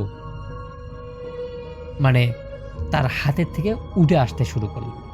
এরপর এই ছিপটা থেকে জসিমউদ্দিন প্রাণপণে ছেড়ে দিয়ে পিছে আসতে শুরু করলো। ঠিক তখনই উনি শুনতে পারলেন যে শ্মশানের দিক থেকে একসঙ্গে অনেকগুলো মানুষ ফিসফিস করে কিছু একটা শব্দ করছে। কেউ যেন খুব নিচু গলায় বলছে, কিন্তু ওই জসিম মিয়া তাদের ভাষাটা বুঝতে পারতেছে না। এরপর উনি ওনার হাতে যে হেরিকেনটা ছিল সেই হেরিকেনটা মানে তখন ধরতে ধরতে বাম হাতে, তখন দেখলেন যে উনি হেরিকেনটা আর নেই। হেরিকেনটা ওই যে শ্মশানের ভাঙা চিতার ওপর অটোমেটিক ওখানে চলে গেছে। আর সেই আলোতে উনি দেখতে পাচ্ছেন যে সেখানে কয়েকটা কালো অবয়ব দাঁড়িয়ে আছে। তারা সবাই জসিমের দিকে ফ্যাল করে তাকিয়ে আছে, একটুও নড়ছে না। এবং জসিমউদ্দিনও তার মানে চোখ একদম সরাতে পারছে না। উনি একদম থ লেগে তাকিয়ে আছে সেই দিকে। এরপর যখন জসিমউদ্দিন একটা চোখের পলক ফেলল, পর মুহূর্তেই উনি দেখলেন তার সামনে কিছুই নেই। ঠিক আগের জায়গায় সব কিছু আছে এবং তার হেরিকেনটাও ঠিক জায়গা মতনে আছে। উনি ভাবলেন হয়তো ভয়ের কারণে উনি ভুল দেখতেছেন। আর ঠিক তখনই ওনার পিছন থেকে পানির মধ্যে কেউ একজন ধীরে ধীরে হাঁটার শব্দ পেল। পানির উপর হাঁটলে যেমন সপ সপ শব্দ হয়, ঠিক সেরকম একটা সপ সপ শব্দ আসতে শুরু করলো। ঠিক তখনই উনি দেখলেন পুকুরের মাঝখান থেকে কোমর সমান পানি ভেঙে একজন মানুষ তার দিকে হেঁটে আসতেছে। কিন্তু তার পা নেই, পা পানির মধ্যে ডুবে, মানে পার যে হাঁটুটা আছে সেই হাঁটুর মধ্যে সমান জায়গা থেকে উনি আসতেছেন। মানে এত গভীর একটা পুকুর, সেই পুকুরের মধ্যে এতটুকু পানি, এরকম দেখে উনি আর কি মানে ওনার নিজের চোখে বিশ্বাস করতে পারতেছেন না। আর ওই যে অবয়বটা, যেটা মানুষটা আসতেছে, ওই মানুষটা একদমই সাদা কাপড় পরা, মাথা নিচু করা। এই সময়ে উনি আসলে কি করবে ওনার মাথায় আসতেছে না। হঠাৎ করে উনি একদম খুব জোরে দৌড় দিতে যাবে, ঠিক সেই সময় দেখলেন যে ওই যে তার যে সামনে অবয়ব ছিল, সেই অবয়বটার কোনো মাথা নেই, মুখ নেই, চোখ নেই, নাক নেই, কিছুই নেই, শুধু মসৃণ ফ্যাকাশে একটা চামড়া। উনি আর সেখানে এক সেকেন্ডও দাঁড়ায়নি, একদম সজোরে যা কিছু ছিল সেখানে ফেলে দিয়ে দৌড়াতে শুরু করলেন। কিন্তু উনি যতই দৌড়াচ্ছেন মনে হচ্ছে যে এই পুকুরের জায়গাটাতে আছে সেই জায়গাটা শেষই হচ্ছে না, বারবার ঠিক একই জায়গায় চলে আসতেছে। মানে এমন একটা অবস্থা যেন উনি কোনো একটা ঘোরের মধ্যে আটকে গেছে। এরপর উনি হঠাৎ করে ওনার কানের কাছে খুব স্পষ্ট একটা শব্দ শুনতে পারলেন, মাছ ধরতে এসেছিস, মাছ না নিয়েই চলে যাবি। এই শব্দটা শুনে উনি একদমই জমে গেলেন। চারপাশে কেউ নেই, কিন্তু কথাটা যেন ঠিক তার কানের পাশ থেকে কেউ বলছে। তখনই তার কাঁধে একটা বরফের মতো হাত স্পষ্ট অনুভব করলো উনি। এরপর উনি চিৎকার করেই জ্ঞান হারিয়ে ফেলে। এরপর ভোরবেলা ওনাকে আসলে একজন মানে অচেতন অবস্থায় একজন কৃষক ওনাকে পায় এবং উনি মানে ওনার ওই পুকুর থেকে পানি তুলে ওনার মুখে ঝাপটা দেওয়ার পরে ওনার জ্ঞান ফেরে আর কি জসীমউদ্দিন। তখন উনি আর কি বলেন যে তখন উনি দেখেন যে ওনার যে ছিপটা আছে, ওই ছিপটা তখনও পানির মধ্যে ছিল, কিন্তু অদ্ভুত রকমের বিষয় হচ্ছে ওই ছিপের বড়শিতে কোনো মাছ নেই, কোনো কিছুই নেই, শুধু একটা পুরনো মানুষের আঙ্গুলের হাড় আটকে ছিল সেই ছিপ, মানে ছিপের বড়শিটার মধ্যে। কেউ জানতো না সেটা কোথায় থেকে এলো, কিভাবে এলো। এরপর ওই কৃষক ওই যে জসীমউদ্দিনকে তার বাড়িতে নিয়ে যায়। আর তারপর থেকে প্রায় ৩ মাস পর্যন্ত জসীমউদ্দিন অসুস্থ অবস্থায় ছিল। রাতের মধ্যে একদমই ঘুমাতে পারত না। চোখ বদ্ধ করলে উনি দেখতেন যে কালো পানির নিচে অসংখ্য মুখ তাকে ডাকছে। আর মাঝে মধ্যে তার নাকি মনে হতো যে ভেজা কাপড় পরা কেউ একজন তার বিছানার পাশে শুয়ে আছে। তার শরীরটা মাসের আঁশের মতো, এমন একটা অবস্থা যেন মনে হচ্ছে তাকে, মানে তার পুরো বাড়িটা বা তার পুরো বিছানাটা মাছ দিয়ে ভরে গেছে, এরকম আর কি। আর মানে এরপর উনি আর কি ওনার যে গুরু আছে, উনি যে তাবিজগুলো শিখেছেন যার কাছে, তাকে এই ফুল ঘটনাটা বলে। এরপর আসলে উনি বলে যে আসলে তুই অনেক ভাগ্যবান যে আসলে তোর সেই ইয়াতে তো তেমন কিছু হয়নি। তো যাই হোক, তুই আর কোনোদিন ওইদিকে যাবি না, এই যে একটা তোর তাবিজ দিলাম, এই তাবিজটা সবসময় সাথে রাখবি, আর তোর সাথে কোনো কিছু হবে না। সেই ঘটনার পর থেকে আজ পর্যন্ত উনি কোনো দিন সেই পুকুরে তো রাতে তো দূরের কথা, দিনের বেলাতেও সেখানে যায়নি। আর সেই গ্রামের মানুষ আজও বলে যে ওই শ্মশানের পাশে ওই পুকুরটায় শুধু মাছ নয়, আরও অনেক কিছুই সেখানে আছে। কিন্তু সেই পুকুরটার আসল তথ্য বা আসল মানে ঠিকানা এখন পর্যন্ত আমি পাইনি। তো রাসেল ভাই, এটাই ছিল ঘটনা। যদি ঘটনাটা ভালো লাগে তাহলে শেয়ার করবেন। 1971 সালে মুক্তিযুদ্ধের সময়কার ঘটনা এটা। টাঙ্গাইল জেলার বাসাইল থানার ফুলকি গ্রামের কোনো একটা জায়গায় ঘটনাটা ঘটে। ঘটনাটি আমাদেরকে পাঠিয়েছেন মোহাম্মদ জাহাঙ্গীর ভাই। মূলত তার দাদা মোহাম্মদ মনিরের সাথে ঘটনাটা ঘটে যায়।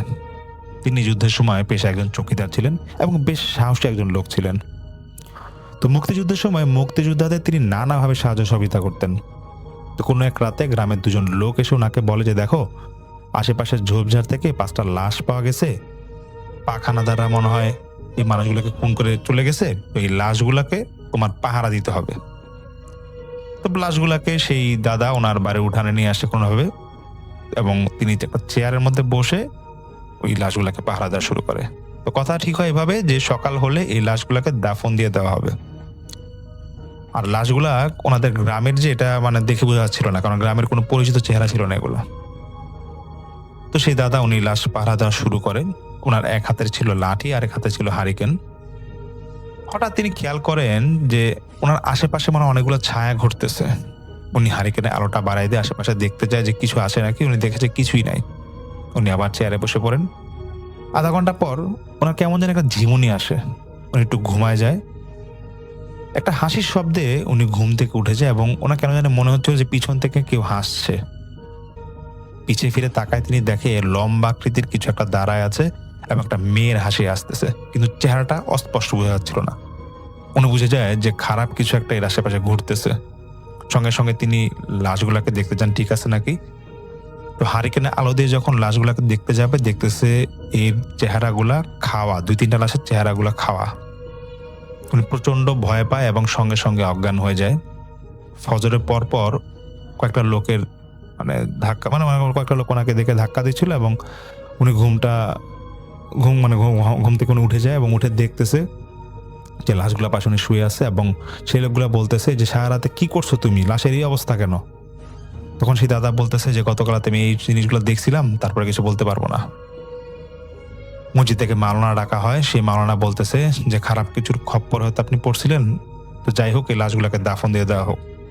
তারপর তো লাশগুলাকে দাফন দিয়ে দেওয়া হয়। তো সেই দাদা এখনো নাকি বলে বেড়ায় ওনার নাতনিদের, মানে সেই জাহাঙ্গীর ভাইকে, ওনাকে নাকি বলে বেড়ায় যে ঘটনাটা ঘটছিল আজ পর্যন্ত তিনি বুঝতে পারেন আসলে কেন এই ঘটনাটা ঘটছিল, কি হয়েছিল। তো আমি যার ঘটনা শেয়ার করব সেই ভাইটার নাম হচ্ছে সুমন।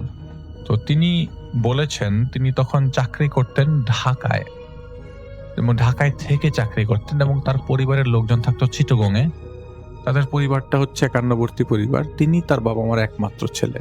তিনি ম্যারিড ছিলেন না। গ্রাজুয়েশন শেষ করে মিরপুরের আশেপাশে একটা মেস না আসলে তিনি একটা ফ্ল্যাটের মতো ভাড়া নিয়েছিলেন, যেখানে তিনি একা থাকছিলেন। সেটা 2 তলা বাড়ি ছিল। তো 2 তলা বাড়ি বলতে তো 1তলা নিচতলা কমপ্লিট, উপরে তলা অর্ধেক, এবং চারিপাশে মানে খোলা আর কি, ছাদের মতো। তিনি অর্ধেকটাতেই থাকতো। ঘটনাটা আসলে ঘটে অনেকদিন আগে, 1998-এর দিকে। আসলে কোন মান্থে ঠিক তার মনে পড়ছিল না, শুধু তার এতটুকু মনে হয়েছে যে তখন গরম ছিল আর আমের সিজন ছিল।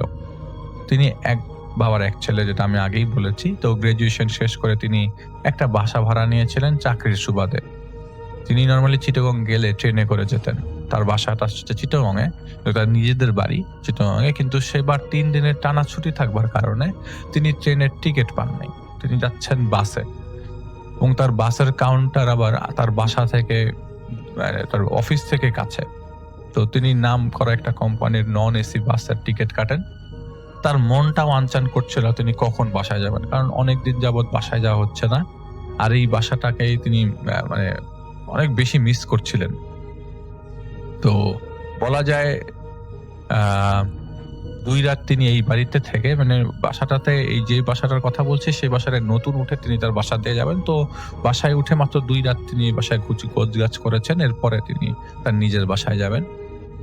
তালা লাগিয়ে ভালো করে চেক করে বের হন, আর বাসার নিচে নামতেই দমকা খাওয়া। অনেক বৃষ্টি শুরু হয়ে যায়। বেবি ট্যাক্সিতে করে তিনি স্টেশনে পৌঁছে যান। রাতে বাসে উঠবেন, তখন বাস চিটাগংয়ে যাবে, এবং সেই বাস এসে পৌঁছায় নাই যে বাসটা নিয়ে যাবে তাদেরকে। তো রাতের খাওয়া হোটেল থেকে খেয়ে নেন তিনি। আসলে তখন তার কেমন বমি বমি লাগছিল, এবং হঠাৎ করে তার একটা জিনিস চিন্তায় আসে। তার বাসা থেকে আসার সময় খুব তাড়াহুড়া করে তিনি খেয়াল করেন নাই অতটা। তার এতটুকু মনে হয়েছিল বাসা থেকে বের হয়ে যাওয়ার সময় সব লাইট অফ করে দিয়ে দরজা লাগিয়ে দিলে, তার মানে তালা লাগাতে যাবে, এমন সময় তার মনে হলো ঘরে কেউ আছে। তালাটা লাগিয়ে দিয়ে যাবে, এমন সময় ঘরে কেউ আছে। তো ওই মুহূর্তে যেহেতু ঝড় শুরু হয়েছিল আর ইলেকট্রিসিটি চলে গিয়েছিল, তার কাছে মনে হয়েছে না, এটা তার মনের ভুল হয়েছে, তার ঘরে কে থাকবে, তার ঘর তো তিনি তালা লাগিয়ে আসছে। বাতাস এত জোরে বইছিল যে তিনি দৌড় দেন। এত কিছু চিন্তা ভাবনা করেন নাই তিনি আসলে। যাই হোক, তার বাস আসে রাতে 1টায়। অনেক দেরি হয়ে গেছে বাস আসতে। যাই হোক, বাসের ভেতরে জায়গা নাই, মানে বাসের ভেতরে পারে না মানুষ ধারা করিয়ে নিতে। তো যেহেতু এটা আমি বলেছি একটা নাম করা বাস, বাস অনেসি বাস, তো যে কয়টা সিট সে কয়টাই মানুষ। তিনি অফিস শেষে যাচ্ছিলেন, তাই টায়ার্ড ছিলেন অনেক। বাসে কিছুক্ষণ থাকার পর তিনি আর বলতে পারবেন না তিনি কখন ঘুমিয়ে গেছেন। ঘুম থেকে উঠে দেখেন বাসের ভেতরে মাত্র 16 থেকে 17 জন, মানে নেমে গেছে বাস থেকে অনেক মানুষ। মিরসরাই বাস স্ট্যান্ড ক্রস করছেন তার বাস। খুব বেশি দূরে না চিটাগং তখন, কিন্তু বাসের মানুষ সব কই গেল। তিনি তার পাশের সিটে একটা ভদ্রলোক ছিল তাকে পেলেন না, পেলেন তার বন্ধুকে।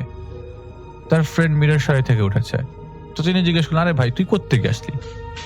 মিরসরাইতে আবার তার ফ্রেন্ডের নানির বাড়ি। তো তার ফ্রেন্ড বলছে, আরে নানির বাড়ি আসছিলাম, তোর কি খবর বলতো? তোকে যে এখানে পাবো তো বুঝি নাই। তো উনি তার ফ্রেন্ডকে জিজ্ঞেস করছেন, বাসায় যাচ্ছিস তো নাকি? তার ফ্রেন্ড বললো, অনেক বড় একটা দীর্ঘশ্বাসের মতো নিয়ে দীর্ঘশ্বাস নিল, বললো যে হ্যাঁ তোর খবর কি বল আগে। তো বন্ধুর মধ্যে হঠাৎ করে দেখা, 4-5 মাস পর দেখা। তিনি বললেন, আমার খবর চলছে যাচ্ছে তাই, তুই তোর বিজনেস কেমন চলছে? তার এই ফ্রেন্ড আবার এলাকার ফ্রেন্ড এবং একসাথে বড় হওয়া, তার এই ফ্রেন্ডের সাথে অনেক কথা হচ্ছিল। তার ফ্রেন্ড আবার কিছুদিন আগেই বিয়ে করেছে। কথা হচ্ছিল সবকিছু নিয়ে। বাস থামলো স্টেশনে। তার ফ্রেন্ডের সাথে কথা বলতে বলতে তিনি যে কখন ঘুমিয়ে গেছিলেন তিনি তা নিজেও জানে না। ঘুম থেকে উঠে তিনি দেখেন তার ফ্রেন্ড বাসে নাই। কন্ডাক্টরের ডাকে তার ঘুম ভাঙে। তো তার ঘুম ভাঙার সাথে সাথে মনে হচ্ছিল, জানি তো আমি ঘুমিয়ে গিয়েছিলাম। তার ফ্রেন্ড মনে তাকে ডাকছে, দেখে যে না, কন্ডাক্টর ডাকছে। তিনি বাস থেকে নামেন এবং নেমে আশেপাশে তার ফ্রেন্ডকে খোঁজেন, কারণ স্টেশন একটা, ওখান থেকে বাসা যেতে হবে। কিন্তু তার ফ্রেন্ডকে পাচ্ছিলেন না। রিক্সা নিলেন এবং তার বাসার উদ্দেশ্যে রওনা হলেন। তখন সকাল 5:30 পৌনে 6টা। কিছু দূর রিক্সা নিয়ে আগাতেই তিনি তার ফ্রেন্ডকে দেখেন। তখনও অন্ধকার, কারণ মেঘ করেছে আকাশে, এখানে বৃষ্টি হবে প্রচন্ড। তার ফ্রেন্ড দাঁড়িয়ে আছে একটা কর্নারে, একটা রাস্তার কর্নারে তার ফ্রেন্ড দাঁড়িয়ে আছে। তখন বলে, এই রিক্সা থামো থামো থামো থামো। তো দৌড়ে তার ফ্রেন্ডের কাছে যায়, বলে যে কিরে তুই আমাকে জাগালি না কেন, চলে আসলি কেন? আকাশটা মেঘলা, তাড়াতাড়ি চল, একদম কালো করে রেখেছে, বৃষ্টি আবার চলে আসবে, তোরে বাসায় নামাই দিব, তুই চল আমার সাথে। তার ফ্রেন্ড বলে যে দোস্ত ভালো থাকিস, আব্বা আম্মার খোঁজ নিস, আমি পরে আসতেছি, তোর সাথে আমার দেখা হবে। তো তিনি রিক্সার মধ্যে তাড়াহুড়া করে যান। তো তিনি মনে করেন তার ফ্রেন্ডের হয়তো বা কোনো কাজ আছে, হয়তো তিনি কোনো কিছুর জন্য ওয়েট করছে। তো তিনি তাড়াতাড়ি বাসায় চলে যান। বাসায় যে সবার সাথে দেখা করে তিনি ঘুমিয়ে পড়েন। ঘুম থেকে ওঠেন তিনি বিকালবেলা। তো বন্ধু বান্ধবদের সাথে আড্ডা দিতে বের হয়ে যান। তো আগে যেহেতু মোবাইল ফোনের জমানা ছিল না, তো তিনি বন্ধু বান্ধবদের বাসার নিচে যেই ডাক দেওয়াটাই রেওয়াজ ছিল আর কি। তো জোরে জোরে বন্ধু বান্ধবের ডাক ছিল। তিনি তার সার্কেলের 6-7 জনের মধ্যে মাত্র 2 জনকে পেলেন, বাকিরা বাসায় ছিল না। তিনি কথা বলতে বলতে তার এক ফ্রেন্ডকে বললো, সাইফুলের সাথে তো দেখা হইলো আজকে সকালে, দেখি চলো বের হয় কিনা, চলো বাসা নিচে যাই। তো ওর সাথে কথা হইলো না পুরোপুরি সকালবেলা। তো তার ফ্রেন্ড বলে, এটার মানে কি, তুই ওর কই পেলি? তো সুমন ভাই বলছে, ওর সাথে মিরসরাইয়ের পরে দেখা হয়েছিল, বাসে আমার সাথে একসাথে উঠলো, একসাথেই তো আসলাম, কথা হইলো, বললো যে বিকালে দেখা হবে। তো আমরা এই বাস থেকে নামি সকালবেলা, তো ওই এলাকায় দাঁড়িয়ে থাকলো আর আসলো না আমার সাথে। এলাকাটার নামটা বলছি না। তখন বৃষ্টি ছিল প্রচন্ড। তো আমি তাড়াহুড়া করে চলে আসি বাসায়, ভিজে টিজে একাকার অবস্থা। যাই হোক, চল আমার বাসায়, ওর বাসার নিচে যাই। তো ওনার ওই বাসার নিচে যায় এবং ওই তার ফ্রেন্ডকে ডাকে, জোরে ডাকে, কোনো সারা শব্দ নাই। একবার ডাকার পরপরই ওকে থামায় দেয়। ওই পাশের যে ফ্রেন্ডটা ছিল সুমন ভাইকে থামায় দেয়, বলে যে চল তোকে উপরে নিয়ে যাই, সাইফুলের বাসায় নিয়ে যাই, চল। তো ওনারা সাইফুলের বাসায় যায়। বাসায় যাওয়ার পরে দেখে যে ওই বাসাটা তালা দেওয়া। তো ওই ওনার ফ্রেন্ড বলে যে বাসায় হয়তো কেউ নাই, চল চায়ের দোকানে যাই। তো তার ফ্রেন্ড তাকে নিয়ে চায়ের দোকানে যায়। চায়ের দোকানে চা খেতে খেতে বলে, দোস্ত আমি তো তোকে একটা কথা বলি নাই, তুই তো সাইফুলের কথা বলতেছিলি, সাইফুলকে তুই পাইলি কেমনে বলতো একটু? তো সে বলে যে দোস্ত আমি তো মিরসরাইয়ের পরেও, নানির বললো যে নানির বাড়ির থেকে আসছে, নানির বাড়িতে গেছিল। তোর নানির বাড়ি তো আসলে মিরসরাইতে। তো আমি মনে করলাম যে মিরসরাইতে মনে হয় নানির বাড়িতে গেছিল, এখন মনে হয় যাচ্ছে বাসাতে যাচ্ছে। তো আমি বুঝলাম না, ও আমাকে জাগালো না। কাহিনী কি বলতো, ও কি হয়েছে, তুই এরকম রিয়াক্ট করতেছিস কেন, প্লাস তোর মধ্যে এরকম জ্বালাতন দেখছি কেন, তুই কি কাহিনী, তুই এরকম করতেছিস কেন, আমাকে বারবার ওর কথা জিজ্ঞেস করতেছিস কেন? বলে যে দোস্ত তুই কি জানিস কিনা জানি না, ও কিন্তু এই পৃথিবীতে নাই, ও কিন্তু মারা গেছে। মাস 2 হলো, 2 মাস হলো, তোকে আমরা জানানোর চেষ্টা করছি এবং তোকে খবর পাঠাইছি, চিঠি পাঠাইছি, তুই পাইছিস কিনা আমি জানি না। তো বললো কি বলিস? বললো যে হ্যাঁ, মানে সুমন ভাইয়ের বাবার কথা বলছে, যে আঙ্কেলও তো জানে যে ও মারা গেছে, যে আঙ্কেল তো জানে, কিন্তু তুই জানিস না, এটা তো তোকে বাসায় তুই জানিস না। বলে যে দোস্ত আমি তো কিছুই জানি না। উনি আর চাটা খেতে পারলো না। উনি বলল যে আমি তাহলে কাকে দেখলাম? ও আমাকে বারবার একটা কথা বলছিল, দোস্ত আব্বা আম্মার খেয়াল রাখিস। এটা কেন বলতেছিল বারবারও। আর ওর মধ্যে আমি কেমন একটা তাড়াহুড়া ভাব দেখলাম, ও জানি কোথায় চলে যেতে যাচ্ছে। বলে যে দোস্ত আসলে কি বলবো বুঝতেছি না, তুই কিভাবে এই জিনিসগুলা দেখছিস বা তুই কিভাবে ওকে দেখছিস, আমরা আসলে খুব অবাক হচ্ছি। ওনার ফ্রেন্ডের মধ্যে বলা বলি চলতেছিল যে এটা কি হইলো, কিভাবে উনি দেখলো, কারণ ওনার ফ্রেন্ডরা তো সবাই জানে। এবং রাতের মধ্যে সব ফ্রেন্ডরা যখন চায়ের দোকানে আসলো, মোটামুটি সবার জানাজানি হয়ে গেল যে উনি এরকম কিছু একটা ফেস করেছে। তো সুমন ভাই বাসায় যান। বাসায় যাওয়ার পর উনি তো ওনার মাকে বলেন যে বাবা তোমরা আমাকে বলবা না যে সাইফুল মারা গেছে? বলে আমি তো মনে করছি তুমি জানো যে সাইফুল মারা গেছে। তো তার বাবা বলে যে না, তিনি বলে যে আমি তো জানবো কিভাবে, আমি তো জানি না, আমি জানলে তো এরকম কথা বলতাম না। তো তোমরা তো আমাদেরকে অ্যাটলিস্ট জানাবা যে সাইফুল মারা গেছে বা কিছু একটা। তোমাদের সাথে তো মাঝখান দিয়ে আমি টেলিফোনে কথা বলছি। তো তাদের বাসার মানে একটা টেলিফোনের ব্যবস্থা আছে বিল্ডিং এ, তো তাদের সাথে কথা বলা যায় আর কি। ফোন দিলে চাইলে ফোন দেয় আর কি, কথা বলা যায়। যাই হোক, উনি খুব মন খারাপ করে রাতের বেলা সেদিন চুপচাপ বিছানায় বসেছিলেন এবং বারবার চিন্তা করছিলেন, ও যদি 2 মাস আগে মারা যায় তাহলে স্মিরের সরাই উঠলো কিভাবে, আমার সাথে বাসে উঠলো কিভাবে।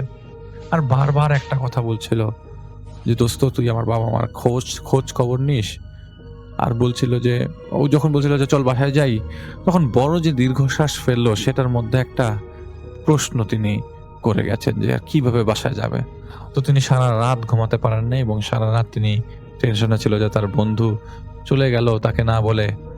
তো পরের দিন তিনি আবার তার বন্ধু বান্ধবদেরকে জিজ্ঞেস করেন যে ও কিভাবে মারা গেল এবং ওর কবর জিয়ারত করব, কবর কোথায়।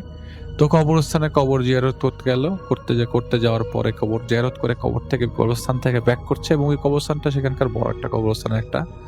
তো তিনি ব্যাক করতে গেছে, এমন সময় তার কাছে মনে হলো যে পিছনে তার ফ্রেন্ড সাইফুল দাঁড়িয়ে আছে।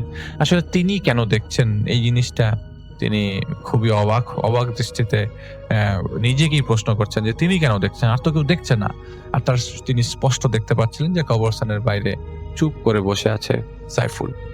তিনি আর নিজেকে আর কিছু বলছেন না, কারণ তিনি ভয় পাচ্ছিলেন, কারণ এখন তিনি আস্তে আস্তে ভয় পাচ্ছেন, কারণ তিনি এটা এক্সপেক্ট করছিলেন না যে তিনি সাইফুলকে দেখবেন বা কিছু একটা।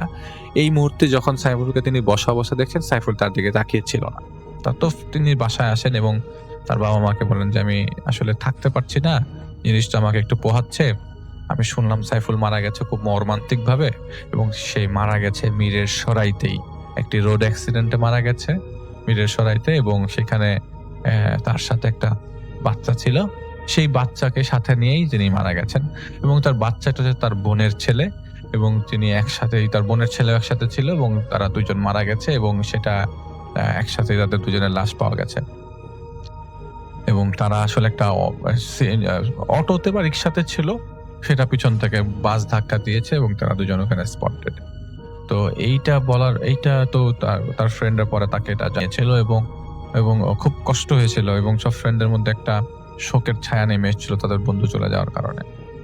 ঘটনা তো এখন শুরু হবে। তিনি বাসার থেকে 3 দিনের ছুটি কাটিয়ে ঢাকায় চলে আসেন। ঢাকায় তার বাসায় তিনি সারাক্ষণ থাকেন না, তিনি অফিসে থাকেন, আর নতুন অফিস কোনোভাবে মিস দেওয়া যাবে না। তো তিনি অফিস থেকে বাসায় ব্যাক করার পরে রাতের বেলা রান্না করছিলেন ঘরের ভেতরে, কারণ তার রান্না তাকে করতে হয়, কোনো বুয়া তার বাসায় তিনি ঢুকতে দেন না, এবং তার বাসা পরিষ্কার করে নিজেই রাখেন, ছোটবেলা থেকেই অভ্যাস যে খুঁতখুঁতে স্বভাবের আর কি। তো তিনি বাসা নিজেই পরিষ্কার রাখেন এবং রান্না করছিলেন। হঠাৎ করে তার মনে হলো যে তার রুমের ভেতর কেউ বই পড়ছে। তিনি দৌড়ে যে রুমের কাছে চাইলেন, না কোনো বই পড়ার নেই। আসলে তিনি এক রুমের লাইট বন্ধ করে রান্না করে আপন মনে রান্না করছিলেন, আর ওনার মধ্যে কয়েকদিন ধরে এই চিন্তাটা ছিল যে তার বন্ধু কিভাবে মারা গেল, এই জিনিসটা তিনি আসলে একসেপ্ট করতে পারছিলেন না। প্লাস মারা গেছে, তিনি বাসের মধ্যে তাকে পেয়েছেন, প্লাস পরে শোনা গেছে তিনি যে জায়গায় তাকে বাসের মধ্যে পেয়েছেন সেই জায়গায় তিনি মারা গেছেন। মানে এটা খুবই মর্মান্তিক একটা ঘটনা তার সাথে ঘটছে, আর কেউ জিনিসটা ফিল করছে না। তো তিনি প্রথমে জিনিসটাকে মনে করছিল যে আসলে এটা তার মধ্যে কোনো প্রবলেম আছে, যার দরুন তিনি এই জিনিসগুলো ফেস করে যাচ্ছেন। তো তিনি রান্না করছেন, হঠাৎ করে আবারও তার মনে হলো যে তার ঘরের মধ্যে কেউ আছে। তিনি আবারও রুমে যান, লাইট চালিয়ে দেখেন যে কেউ নাই। তার কাছে মনে হচ্ছিল যে তার ছোট্ট এক রুম থেকে আরেক রুমের দিকে, যে রুমে তিনি ঘুমান সেই রুমে কেউ হেঁটে চলে গেল। তো তিনি তার রুমেই বসে খেলেন, কারণ তার আসলে রুম দুটা, রুমেই চুপচাপ বসে খেলেন এবং গল্পের বই পড়ছিলেন। রাত তখন 2টা। আসলে তার ঘুম আসছিল না এবং তার গল্পের বই হিসেবে তাকে তিনি একটা মাধ্যম হিসেবে নেমে নিয়েছিলেন যে গল্পের বই পড়লে যদি ঘুমটা চলে আসে। গল্পের বই পড়া অবস্থায় তার কাছে মনে হলো তিনি তার পাশের রুমটা, যেই রুমটা ধরে রান্নাঘরে যাওয়ার লাগে, সেই রুমের মাঝখানে 2জন মানুষ দাঁড়িয়ে আছে। তিনি দূর থেকে হালকা একটু লক্ষ্য করলেন 2জন মানুষ দাঁড়িয়ে আছে। তিনি উঠে যান, উঠে যে লাইট জ্বালান, দেখেন কেউ নাই, একটা মানুষও নাই। তিনি সেই রুমের লাইটটা অফ করে আবার এই রুমে ব্যাক করবেন, তখন তার মনে হচ্ছিল পেছন থেকে তার কাঁধে কেউ হাত দিয়ে তাকে ধরছে বা তাকে ডাকছে। কাঁধের মধ্যে হাত দিল পিছন থেকে। আপনাকে যদি কেউ কাঁধে হাত দেয়, দিয়ে ডাকে যে মানে আপনি যদি কাউকে ডাকতে চান পিছনে হাত দিয়ে, সেরকম ভাবে তিনি স্পর্শ ফিল করলেন এবং পেছনে তাকালেন, দেখেন কেউ নাই। তিনি ভয় পেয়ে যান, তিনি পুরো বাসার লাইট জ্বালিয়ে রাখেন। তিনি ভয় পাচ্ছিলেন যে তিনি কি দেখছেন এগুলা। তিনি চোখ বন্ধ করে কাঁথা মুড়ু দিয়ে ঘুমিয়ে পড়েন। সেদিন বৃষ্টি প্রচন্ড, সেদিনও বৃষ্টি, কিন্তু সেদিনের বৃষ্টিটা ঝড়ের মতো না, গুড়ি গুড়ি বৃষ্টি পড়ছে বাইরে।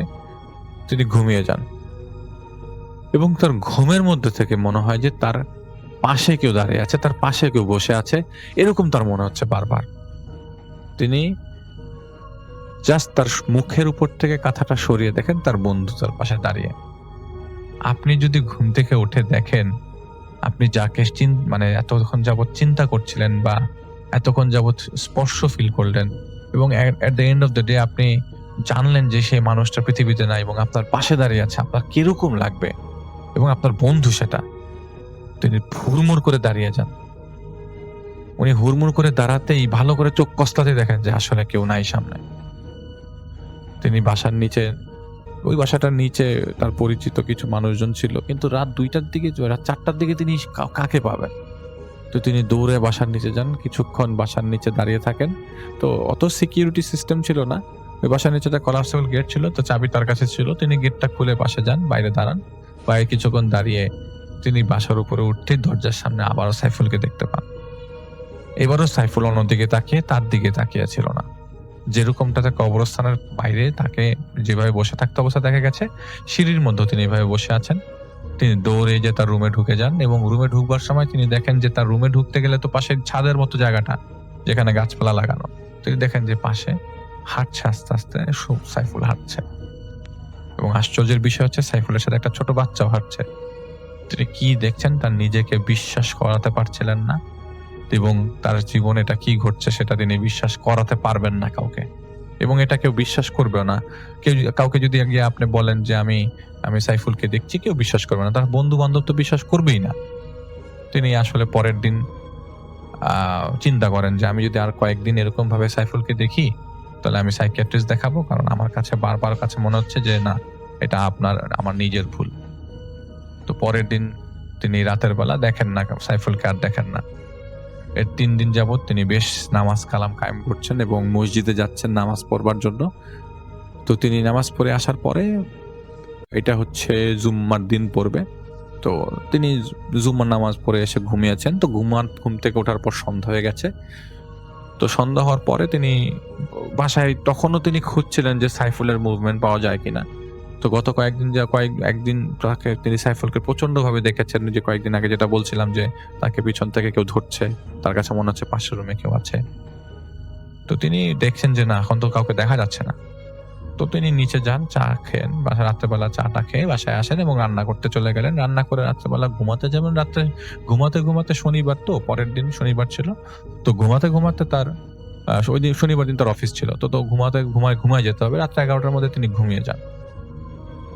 আসলে তখন তোর ফেসবুক ছিল না, তো সময় কাটবে ওই গল্পের বই ছাড়া কোনো উপায় নাই। আর গল্পের বই থাকলেও দেখা যায় যে মোস্ট অফ দ্য টাইম যে আর অন্য কিছু হিসাবে হচ্ছে টিভি। তো ওনার বাসায় যেমন কোনো টিভি ছিল না, ওনার এই রেডিও ছিল একটা, মাঝে মধ্যে রেডিওতে গান শুনতো, আর একটা ওয়াকম্যান ছিল, তার মামা বিদেশ থেকে পাঠিয়েছিল।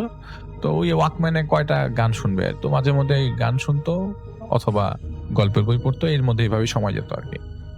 তো সেদিন রাত্রে 11টা তিনি ঘুমিয়ে গেছে। ঘুম ভাঙে তার ক্যাসেট প্লেয়ারের শব্দে। ক্যাসেট প্লেয়ার চলছে হঠাৎ করে, এবং ক্যাসেট প্লেয়ারের মধ্যে গান চলছে। গানটা, এই ক্যাসেটটা তার কাছে ছিল না। তিনি উঠে যান হুড়মুড় করে, কি রে ভাই এই গানের শব্দ কোথা থেকে আসছে? তিনি এই ক্যাসেটের মধ্যে, এই ক্যাসেটের গান কোথাও ছিল না। তিনি উঠে যান, উঠে যেয়ে দেখেন ক্যাসেট প্লেয়ার বন্ধ হয়ে গেছে, এবং ক্যাসেট প্লেয়ারটা সুইচ অন করা, প্লাগ টান দেওয়া জায়গা থেকে সুইচ অফ, মানে কেউ একটা অফ করেছে, এবং ক্যাসেটটা খুলে দেখে যে ওটার ভিতরে কোনো ক্যাসেটই নেই। তো তিনি চুপ করে মাথায় হাত দিয়ে বসে আছেন যে আসলে তার সাথে কি ঘটছে। তার সাথে যা ঘটছে ভয় পাবার মতো, তার কাছে ভয় পাবার মতো। সবাই ভয় নাও পেতে পারে, তার কাছে মনে হচ্ছে যে তার আশেপাশে মানুষ ভর্তি। তার কাছে মনে হচ্ছে রান্নাঘরে কেউ দাঁড়িয়ে আছে। তিনি এবার লাইট না জ্বালিয়ে উকি মারলেন, এবং ঠিক পাশের বাড়ির আলোতে, রান্নাঘরের পাশের বাড়িতে ছাদের মধ্যে থেকে আলোতে, ছাদের পাশ থেকে তো আবার ল্যাম্প পোস্টের আলো পাওয়া যায়। তাদের বাসা তো দোতলা, তো ল্যাম্প পোস্ট নিচু না, তো ল্যাম্প পোস্টের আলো আসে। তার কাছে মনে হচ্ছিল এই হালকা আলোতে দুজন মানুষকে তিনি স্পষ্ট রান্নাঘরে দেখতে পেয়েছিলেন। এরকম করে একে একে প্রায় বছর খানেক চলে যায়। তিনি এরকম প্রায় সময় সাইফুলকে দেখতেন। তার কাছে মনে হতো তিনি পাগল হয়ে যাচ্ছেন। এর মধ্যে তিনি কয়েক দফায় একজন সাইকিয়াট্রিস্ট না, মিনিমাম 5 জন সাইকিয়াট্রিস্ট দেখেন। ইভেন তার পরিচিত একজন পরিচিত তার এক ভাই ছিল, যিনি এরকম সাইকোলজিক্যাল ইস্যুস গুলো ডিল করেন, তিনি তার সাথে দেখা করেন, কিন্তু তিনিও কোনোভাবে তার থেকে এটা কোনো ধরনের সুরাহা দিতে পারছেন না। কারণ সাইকিয়াট্রিস্ট আসলে কি বলে যে আপনার ঘুম হচ্ছে না, মাথায় হ্যালুসিনেশনটা বেশি হচ্ছে, ঘুম না হবার কারণে ব্রেইন ফাংশন বেশি করছে, তো ব্রেইনকে রেস্ট দিতে হবে, এরকম কথাগুলোই সাইকোলজিস্টরা তিনি তার মতে বলে আর কি। এবং তাকেও ঠিক একই কথা বলে। কয়েক মাস তিনি ঘুমের ওষুধ খেয়েছেন, ঘুম থেকে উঠেছেন পরে, কিন্তু ঠিক পরের দিনই তিনি আবার রাতের বেলায় সাইফুলকে তিনি দেখতে পাচ্ছিলেন। তো তার কাছে মনে হচ্ছিল না এটা তারই সমস্যা, এবং তিনি একজন হুজুরের কাছে যান, হুজুরের শরণাপন্ন হন।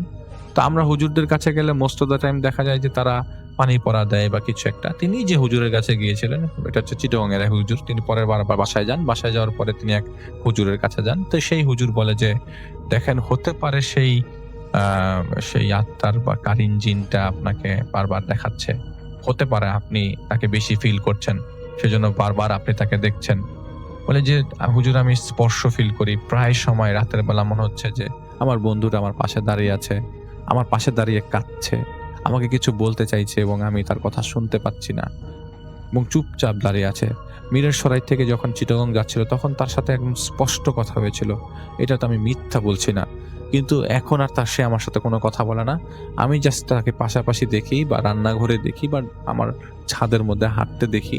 আমি প্রায় সময় সন্ধ্যার পরে ওকে দেখি, স্বপ্নে দেখি। আসলে আমার বন্ধুটাকে আমি এতবার দেখছি, এটা আমি বুঝতে পারছি না। তো তিনি বলেন যে দেখেন, তাহলে একটা কাজ করেন, আপনার সব বন্ধুরা মিলে একটু দোয়া করেন ওর জন্য, একটা দোয়া মাহফিলের মতো করতে পারেন। এবং আপনি যেহেতু ওই বাসাটাতে একটু সমস্যা ফিল করছেন, আপনি পারলে আর একা থাকেন না, আপনি 1 বছর হয়ে যায় কিন্তু তখন আপনি কাউকে নিয়ে থাকেন, মেসে থাকেন যেভাবে পারেন, অথবা আপনার ফ্যামিলির সাথে থাকেন। তো তিনি মেসে থাকা শুরু করলো। তারপরও মাঝে মধ্যে তিনি মেসের মধ্যে মেসের ওই বাসাটা চেঞ্জ করে ফেলে, এবং তিনি একটা মেসের মধ্যে ওঠে। সেই মেসের মধ্যে থাকা অবস্থায় তিনি একটা রুম নেন, এবং এক রুম নেন আরেক বন্ধুর সাথে, তার অফিসের এক কলিগের সাথে তিনি মেস নেন আর কি। ওই অফিসের কলিগটা আবার তাকে একবার বলেও রেখেছিল যে আপনি যদি কখনো একা থাকতে চান আমাকে একটু জানায়েন। তো তিনি তার অফিসের কলিগকে বলেছিল যে ঠিক আছে, আমি এখন থাকতে যাচ্ছি আপনার সাথে। তো তিনি থাকা শুরু করেন। তো ওই অফিসের কলিগের সাথে তিনি একটা রুম শেয়ার করতেন আর কি, আর বাকিরা পাশাপাশি রুমে অন্য মানুষজন থাকতো আর কি। তো তিনি বলেন যে যখন আমি ওর সাথে থাকা শুরু করলাম তখন আর সাইফুলকে আমি দেখতে পাচ্ছিলাম না, তবে আমি স্বপ্নে সাইফুলকে স্পষ্ট দেখতে পারতাম। প্রতি সপ্তাহে 1-2 বার আমি সাইফুলকে দেখতাম, ও আসছে এবং আমার সাথে মিরের সরাইতেই দেখা করছে। এবং প্রায় সময় আমি দেখতাম যে উনি বললো যে প্রায় সময় উনি দেখতো যে উনি মিরের সরাই একটা অ্যাক্সিডেন্ট দেখছে, যে অ্যাক্সিডেন্টে 2 জন মানুষ মারা যাচ্ছে। তো তার উপরে আসলে জিনিসটা বেশ ভালো প্রভাব পড়েছিল। হঠাৎ করে বছর 2 পর তিনি আর জিনিসটা আর দেখতে পাচ্ছিলেন না। আর না। এবার সাইফুল তার স্বপ্নেও আসছিল না এবং কোনোভাবেও তিনি চেষ্টা করে সাইফুলকে দেখতে পাচ্ছিলেন, এবং কয়েকবার তিনি চিটাগং গেলে ওই কবরস্থানের পাশে পর্যন্ত কয়েকবার গেছেন, তাই সাইফুলকে আর দেখতে পাচ্ছিলেন না। এখন কি কারণে তিনি আর দেখতে পাচ্ছিলেন না? এমনও না যে সে খুব আহামরি কোনো স্টেপে গেছে বা কোনো হুজুর দিয়ে তিনি জিন চালান দিয়েছে, এরকমও না। তিনি এই জিনিসটাকে আর দেখতেই পাচ্ছিলেন না। তো খালি লাস্ট দিন যেটা তিনি দেখেছিলেন সেটা হচ্ছে তিনি একটা স্বপ্নে দেখেছিলেন তিনি একটা জানাজায় যাচ্ছেন এবং জানাজায় 2টা লাশের খাটিয়া, একটা লাশের খাটিয়া ছোট আর একটা লাশের খাটিয়া বিশাল বড়। লোকজন বলাকই করছিল যে হারে মানুষটা কত ভালো ছিল রে, মানুষটা মারা গেল রে। এরকম ভাবে তিনি আশেপাশের মানুষজন হাই হুতাশ করছে। তিনি স্বপ্নে দেখেছেন যে সাইফুলের মা বাবা কান্নাকাটি করছে তার লাশের খাটিয়ার পাশে, আর কিছু মানুষ যাদেরকে তিনি চেনেন না তারা ওই ছোট বাচ্চাটার লাশের খাটিয়ার পাশে ধরে কান্নাকাটি করছে। জাস্ট এতটুকু তিনি স্বপ্ন দেখেছেন। এরপর থেকে তিনি আর সাইফুলকে দেখেননি। তো তিনি পরে সাদকা করেন এবং তিনি তার বন্ধু বান্ধব তার আর কি যে হুজুর সাথে শরণাপন্ন হয়েছিলেন সেই হুজুর বলতে সাদকা করেন আর বন্ধু বান্ধব মিলে একটা দোয়া মাহফিলের আয়োজন করতে পারেন। তো তিনি করেন পরে এবং 1-2 বার দফায় করেন। এরপর থেকে বছর 2 পর থেকে তিনি আর সাইফুলকে দেখতে পান না এবং স্বপ্নেও তিনি আসেন আর দেখেন না। আসসালামু আলাইকুম রাসেল ভাই, আশা করছি আপনি ভালো আছেন। রাসেল ভাই, আজকে আমি আপনাকে যে ঘটনাটি শোনাচ্ছি এটা হচ্ছে গ্রামের একটা ঘটনা, আর গ্রামের নামটা ছিল কালী সূর্যপুর। আর এই কালী সূর্যপুর গ্রামকে নিয়ে বিভিন্ন রকমের ভয়ানক ঘটনা কিন্তু প্রচলিত আছে। আমি সেদিকে যাব না, আমি একটি ঘটনা আপনার সঙ্গে শেয়ার করছি। এই যে কালী সূর্যপুর গ্রামটা আছে, এই গ্রামটা হচ্ছে পাহাড়ি অঞ্চলের একটা গ্রাম। সন্ধ্যার পর সাধারণত মানুষ ঘরের বাইরে বের হওয়ার সাহসই একদম পেত না। কারণ রাসেল ভাই, পাহাড় অঞ্চলের মানে জায়গাগুলো একটু বেশি হন্টেড হয়ে থাকে।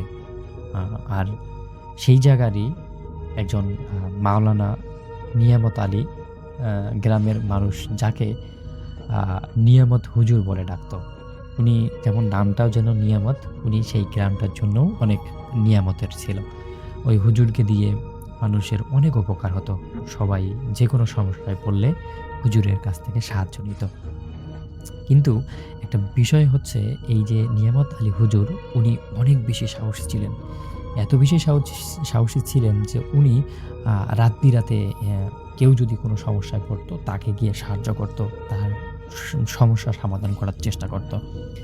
এবং তার বড় রকমের একটা শখ ছিল যে উনি গভীর রাতে নিরিবিলিতে বড়শি দিয়ে মাছ ধরতেন। এটা তার একটা অন্যতম মানে শখ বলতে পারেন আর কি। তো এক রাতের ঘটনা, যেই রাতে আর কি ওনার সঙ্গে এই ঘটনাটা ঘটেছে, যেই রাতে মানে রাতের পূর্ণিমার চাঁদটাও কেন জানি ভয়ানক লাগতেছিল সেদিন তার কাছে। আকাশের মেঘের রং একদম কালচে লাল, তার মাঝখান থেকে মানে এমনভাবে চাঁদটা দেখা যাচ্ছে যেন অশুভ সংকেত দিচ্ছিল এই মাওলানা নিয়ামত আলীকে। যাই হোক, মাওলানা নিয়ামত আলী পাহাড়ি গ্রামে ঢাকা পড়েছিল তখন, মানে কুয়াশা চতুর্দিকে, এমন একটা অবস্থা। তো যাই হোক, তো ওই নিয়ামত আলী হুজুর তার সাদা পাঞ্জাবি ও একটা সাদা লুঙ্গি পরা উনি সবসময় পছন্দ করতেন, যেটা পরে আর কি ওনার হাতে একটা হারিকেন এবং কয়েকটা বড়শি মানে ছিপ, যেটাকে আমরা এলাকার ভাষা বলি, ছিপ নিয়ে গ্রামের শেষ প্রান্তে থাকা একটা পুরনো পুকুরে গিয়ে বসেন মাছ ধরার জন্য। তো এই মাছ ধরাকে কেন্দ্র করেই আজকের ঘটনাটা।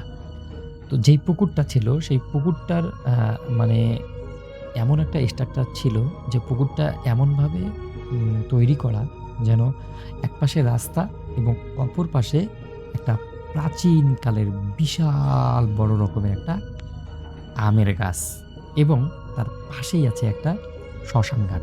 যেই শ্মশান ঘাটে মানে এখন মানে মানুষ দাহ করা হয় না, কিন্তু একটা সময় সেই শ্মশান ঘাটে মানুষ দাহ করা হইতো। তো ওই পুকুর ঘাটে সাধারণত মানুষ মাছ মারতে যাইতো না, কারণ ওই যে শ্মশান আছে, ভয়ানক একটা জায়গা। কিন্তু আমাদের নিয়ামত আলী হুজুর তো অনেক বেশি সাহসী। উনি সেখানেই মাছ মারতেন এবং সেখানেই মাছ মারাটা উনি স্বচ্ছন্দ্য বোধ করতেন। যাই হোক, রাত তখন প্রায় আনুমানিক ২টা বাজে। কারণ উনি হচ্ছে হুজুর মানুষ, উনি সবসময় রাত জাগেন। তো উনি ভাবলেন যে ২টা যেহেতু বাজে, উনার ঘুম ভেঙে গেছে, তো উনি মানে মাছ মেরে তারপর উনি তার নামাজ পড়বেন আরকি।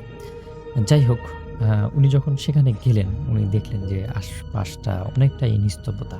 কিন্তু উনি জানেন যে রাতের বেলা ঝিঁঝি পোকার ডাকও কিন্তু শোনা যায়। কিন্তু সেদিনের পরিবেশটা এমন ছিল, ঝিঁঝি পোকার ডাকটাও বন্ধ হয়ে গেছে।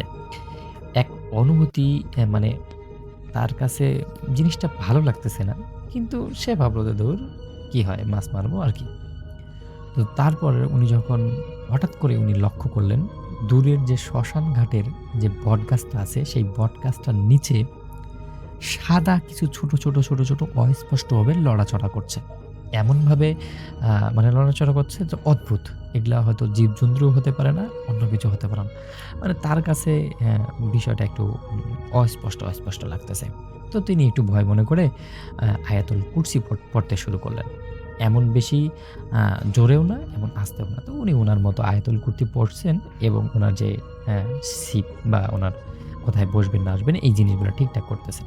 ঠিক তখনই উনি পুকুরের মানে মানে যেটা দেখতে পারলেন যে সেটা তার কাছে এত বেশি ভয়ানক লাগে যে উনি একটা সাহসী মানুষ, তার সঙ্গে এটা যায় না। উনি হঠাৎ করে দেখলেন যে পুকুরের পানিগুলা যেন ফুটতে শুরু করছে। মানে টগবগ শুরু করছে এরকম আরকি। কোনো শব্দ ছাড়া পানির উপর থেকে কুয়াশা ভেদ করে মানে এমন একটা অবস্থা যেন পানিগুলো উপরে চলে আসবে। এরকম একটা অবস্থা। তো এটা দেখতে উনি দেখলেন যে ওই যে পানিগুলো যে আছে, সেই পানিগুলোর উপর থেকে কুয়াশা ভেদ করে শূন্যে ভেসে উঠল একটা ভয়ানক সাদা পুরুষ অবয়ব। চেহারা মানে এমন মুখমণ্ডলটা এমন ছিল যে মৃত মানুষের মতো ফ্যাকাশে, আর চোখ দুটো জ্বল তীব্র। এত বেশি মানে ভয়ানক, যেটা দেখলে আরকি অটোমেটিক ভয় লেগে যাবে। মাথা ভর্তি কালো এলোমেলো চুল বাতাসে উঠছিল, আর হাতগুলোর নখ ছিল অস্বাভাবিক লম্বা এবং ভয়ানক। পরনে ছিল ছেঁড়া সাদা কাপড়, কিন্তু তার পা ছিল না। শরীরের নিচের অংশটা ধোঁয়ার মতো শূন্যে ভেসে আসছে। মানে মনে হচ্ছে যে আমরা যে দৈত্য দেখছিলাম না বইয়ের মধ্যে, ছবির মধ্যে, সেরকম একটা দৈত্য। তো উনি এটা আ দেখার পর, উনি তো হুজুর মানুষ, উনি তো উনার মতো মানে কি বলে দোয়া কালাম পড়তে শুরু করছে এবং উনি এটা দেখার পর মানে পানি থেকে অনেকটা উঁচুতে আ মানে আসতে শুরু করলো, এগিয়ে আসতে লাগলো এবং উনি এত বড় সাহসী মানুষ হওয়া সত্ত্বেও মানে বুকটা তার ভয়ে এত বেশি কাঁপতেছে যে উনি বুঝতে পারতেছে না আরকি কি করব কি না করবে। আতঙ্কে তার চোখ দুটো বড় হয়ে গেল। মানে মুখ এমনভাবে মানে তার চেঞ্জ হয়ে গেল মুখের আকৃতি, যে উনি ওটা যেভাবে আরকি বলতেছেন আরকি। তারপর উনি একদম খুব জোরে আয়াতুল কুরসি পড়া শুরু করল। কিন্তু গলা দিয়ে ওনার কোনো শব্দ আর বের হচ্ছে না। হাতের বড়শিটা শক্ত করে ধরে তিনি পিছনের দিকে সরে যাওয়ার চেষ্টা করলেন। কিন্তু তার পা দুটো যেন ওই মানে ওইখানকার যে মাটি আছে, সেই মাটিটা একদম আঁকড়ে ধরে আছে তাকে।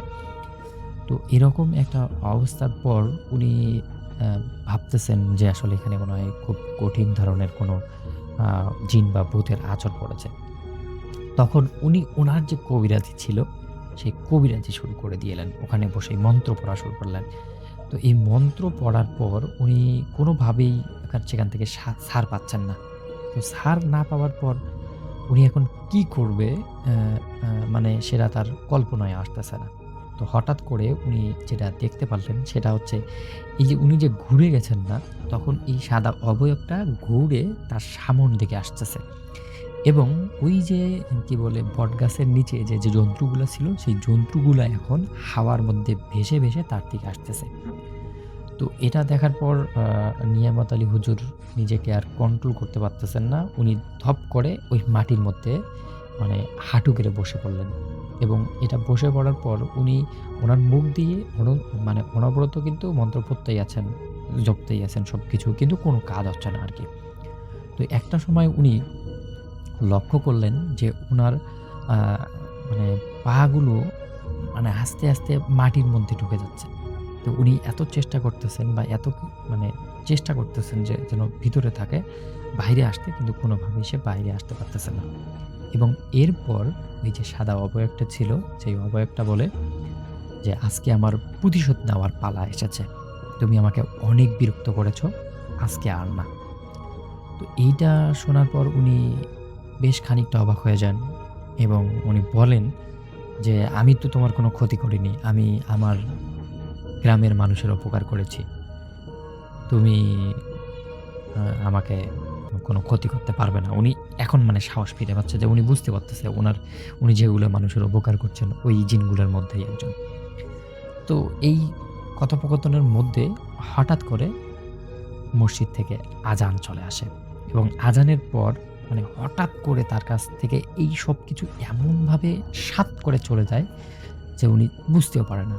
এবং যখন সবকিছু চলে যায় তখন উনার নিজের কাছে হালকা মনে হয় এবং তিনি কি করেন, ওই যে কি বলে, উনি যখন ওখান থেকে তাড়াতাড়ি করে মসজিদে চলে যায় এবং মসজিদে চলে গিয়ে উনার সঙ্গে যেই ঘটনাটা ঘটেছে এই ঘটনাটা মুসল্লিদের সঙ্গে শেয়ার করেন।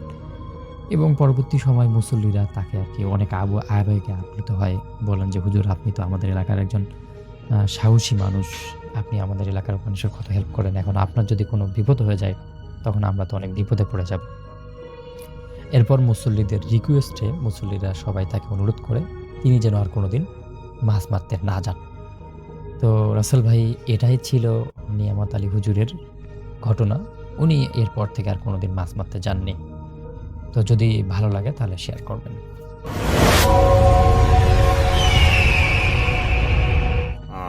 এবার আমি অ্যাকচুয়ালি আপনাদের সাথে একটি কাহিনী শেয়ার করার জন্য চলে আসলাম। আর আমার ফার্স্ট কাহিনী, এই কাহিনীটা আমাকে শেয়ার করেছিল আমার সাথে অনিরুদ্ধ সরকার অর্ণব, এবং সে অ্যাকচুয়ালি বাংলাদেশি হলেও সে থাকে হচ্ছে চায়নাতে, এবং চায়নার এটা হচ্ছে ঝেইজিয়াং প্রভিন্স ইন হ্যাংজৌ সিটি। উনি ওখানে থাকেন, সেখানে একজন স্টুডেন্ট, এবং উনি একটি কাহিনী আমার সাথে শেয়ার করেছেন। যেটাই হোক, উনি হচ্ছেন যে অর্ণব ওখানকার একজন স্টুডেন্ট। যেটা উনি বলেছেন যে উনি থাকছেন চায়নাতে, স্টাডি করছেন চায়নাতে, এবং চায়নার একটা বিশেষ ব্যাপার উনি বলেছেন আমাকে, যে এখানে অ্যাকচুয়ালি মানে বিশ্বাসী মানুষের সংখ্যা বেশ কম, বেশ ব্যাপকভাবেই কম। তারা বেশিরভাগই ওখানে অনেক বেশি এইথিস্ট মানুষ বাস করে, এবং যে কারণে অনেকে আছে যাদের মনের মধ্যে বিষণ্ণতা অনেক বেশি বেড়ে যায়, এবং এই কারণে প্রচুর আত্মহত্যা হয় সেখানে, মানুষ অনেক আত্মহত্যা করে। এগুলো ওনার দেওয়া তথ্য, অ্যাকচুয়ালি আমি নিজে স্টাডি করে দেখিনি, ওনার তথ্য মতো আমি বলছি। উনি যে মেলটা আমাকে পাঠিয়েছেন সেখানে এগুলো লেখা আছে। যাই হোক, এই কারণে অ্যাকচুয়ালি অনেক জায়গাগুলোই বেশ অভিশপ্তভাবে অনেকেই বলে, অনেকেই মনে করে যে জায়গাগুলো বেশ অভিশপ্ত, এবং অনেক এইখানে নাকি অনেক খুন খারাপি অনেক হয়ে যায় ওখানে, যেটার অ্যাকচুয়ালি খুব একটা বেশি সলভ কি হয় সেটা সেরকম মানে সলভ হয় না, এরকম আর কি ব্যাপারটা। যাই হোক, আমি ওনার কাহিনীতে চলে যাচ্ছি, যে এটা হচ্ছে 2019 সালের জানুয়ারি মাসে ঘটনাটা ঘটে ওনার সাথে। ঘটনার সময় হচ্ছে উইন্টার ব্রেক চলছিল, তাদের উইন্টার ভ্যাকেশন, সেই কারণে ওনাদের প্রচুর স্টুডেন্ট যারা আছে ইউনিভার্সিটি ডর্ম থেকে, তারা ভ্যাকেশনে চলে গিয়েছিল যার যার বাড়িতে। তো ওনাদের ডরমিটরি প্রায় ফাঁকা ছিল, খুব একটা স্টুডেন্ট ছিল না। তো উনি থাকতেন 16 তলার উপরে, 15th ফ্লোরে, এবং সেখানে উনি ছাড়া আর বাকি 2জন স্টুডেন্ট থাকতো। তো এরকম হচ্ছে আপনার ঠিক অবস্থাটা। তো যে ঘটনার দিন, সেদিন বেশ ঠান্ডা ছিল, এবং উনি রাতের বেলা শুয়েছিলেন, শুয়ে শুয়ে টিভি দেখছিলেন, এবং তার রাত জেগে টিভি দেখার অভ্যাস। উনি টিভি দেখছেন, এবং দেখতে দেখতে বেশ রাত হয়ে যায়, রাত প্রায় 3টা বেজে যায় টিভি দেখতে। তো ওনার রুমটা বেশ অন্ধকার ছিল, এবং অন্ধকারে উনি অ্যাকচুয়ালি জাস্ট লাইক অন্ধকারের মধ্যে জাস্ট টিভির যে আলোটা, টিভির আলোটাই ছিল রুমের ভেতরে, অন্য কোনো লাইট জ্বলছিল না। তো এরকম একটা সিচুয়েশনে উনি টিভি দেখতে থাকে, টিভি দেখতে দেখতে মানে বেশ একটা সময় উনি একটা লাইক উদ্ভট ফিলিংস হয় তার, এবং এই ফিলিংসটা ওনার হওয়ার পিছনে কারণ আছে। উনি বলেছেন যে উনি নাকি তুলা রাশির জাতক, এবং অনেক কিছু উনি সেন্স করতে পারেন। তো হঠাৎ করে ওনার মনে হয় যে একটা ডিফারেন্ট টাইপ অফ ফিলিং, এবং মনে হয় যে ওনার সাথে আর কারো উপস্থিতি ওই ঘরে আছে। এবং এটা যখন উনি ফিল করেন, উনি বেশ অস্বস্তি ফিল করে হঠাৎ করে তাকান। তো উনি খেয়াল করে দেখেন ওনার যে ডান দিকের যে জায়গাটা, মানে যেখান থেকে রুমে ঢোকার জায়গাটা, ওখান থেকে একটা ছায়া খুব দ্রুত ওনার দিকে হেঁটে আসলো। এবং it was a matter of few seconds, এবং উনি মানে ইটস এ মোমেন্ট, লাইক উনি জাস্ট দেখেন ছায়াটা আসলো এবং পরবর্তীতেই ছায়াটা মিলিয়ে যায়। এবং ছায়াটা মিলিয়ে যাওয়ার সাথে সাথে উনি চিন্তা করতে পারেন না ঘটনাটা কি ঘটলো। উনি ওঠার চেষ্টা করেন, বাট ওঠার যখন চেষ্টা করেন এই সময়টা উনি বুঝতে পারেন যে উনি নড়তে পারছেন না, ফ্রিজ হয়ে গেছেন, এক জায়গায় অসাড় হয়ে গেছে। এবং অসাড় অবস্থায় উনি আছেন এবং চিন্তা করছেন যে কি হলো, কি দেখলো। এরকম সিচুয়েশন মানুষ ভয়ও পায় বেশ, কারণ ওনার kind of like goosebumps হওয়া শুরু করলো। অ্যান্ড এই সময় সে চিন্তা করলো যে এখন কি করা যায়, বাট হঠাৎ সে খেয়াল করলো উনি যে ওনার রুমের যে টেম্পারেচার আস্তে আস্তে কমে যাচ্ছে। তো ওনার স্পষ্ট মনে আছে যে ওই দিনকার টেম্পারেচার ছিল 8 ডিগ্রি সেলসিয়াস, এবং 8 ডিগ্রি বেশ ঠান্ডা হওয়ার কারণে ঘরে হিটার চলছিল। তো ঘরের টেম্পারেচার অ্যারাউন্ড 22 ডিগ্রি ছিল, বাট হঠাৎ করে সেই টেম্পারেচারটা কমে যেতে শুরু করে। তো কমতে কমতে একটা সময় উনি ফিল করে যে উনি কাঁপছে থরথর করে। It's like very like it close to the outside temperature. হ্যাঁ, মানে এরকম 7-8 ডিগ্রি টেম্পারেচারের মতো ঘরের মধ্যে ফ্রিজিং একটা টেম্পারেচার হয়ে গেছে। উনি কাঁপছে, এবং কাঁপতে কাঁপতে এক সময় আবার উনি দেখে টেম্পারেচারটা শিফট করলো।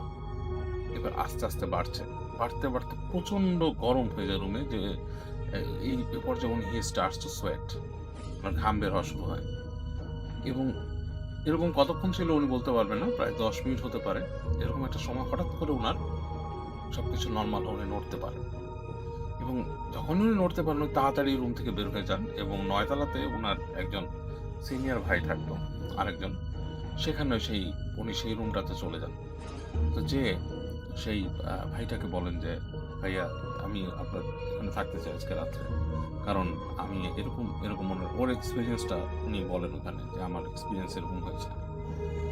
তো ওই ভাই যেটা করেন উনি শুনে বলেন যে দেখো, এটা খুব স্বাভাবিক, এখানে এই ডর্মগুলো অ্যাকচুয়ালি এখানে অনেক কার্সড ব্যাপার স্যাপার আছে, কাজ এখানে কিন্তু অনেক স্টুডেন্ট আত্মহত্যা করছে বিভিন্ন ডর্মে, মানে এই গোটা চায়না জুড়েই অনেক ডরমেটরি আছে যেখানে অনেক স্টুডেন্ট আত্মহত্যা করেছে। এবং এই কারণে এখানে অনেক রকম ব্যাপার স্যাপার এই রুমগুলোর ভিতরে আছে, মানুষ অনেক রকম এক্সপিরিয়েন্স করে।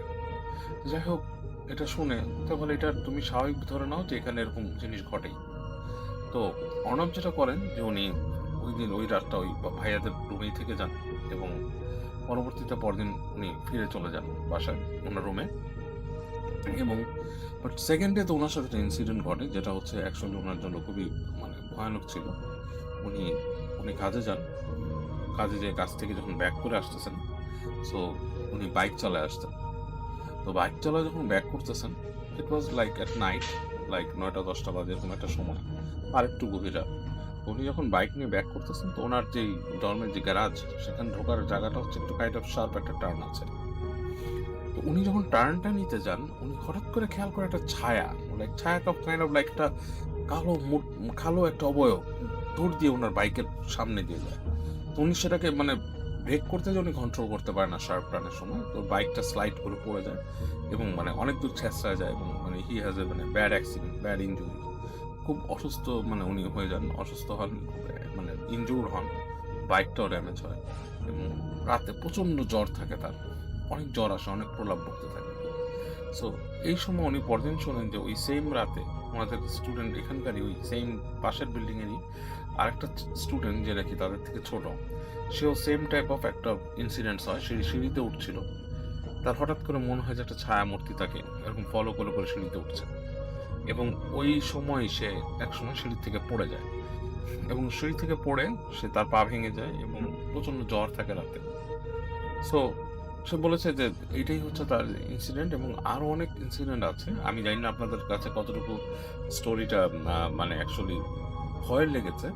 ভয়ের অ্যাকচুয়ালি আমি জানি না কতটুকু ভয়ের লেগেছে, কাজ ভয়ের এলিমেন্টগুলো খুব বেশি ছিল না এখানে। বাট যে জিনিসটা আমি যে বলতে চাই যে ভয় কিন্তু আসলে একটা এমন ব্যাপার যেটা হচ্ছে আপনি যদি ওই সিচুয়েশনে প্রেজেন্ট থাকেন, আপনি বুঝতে পারবেন ভয় জিনিসটা কেন।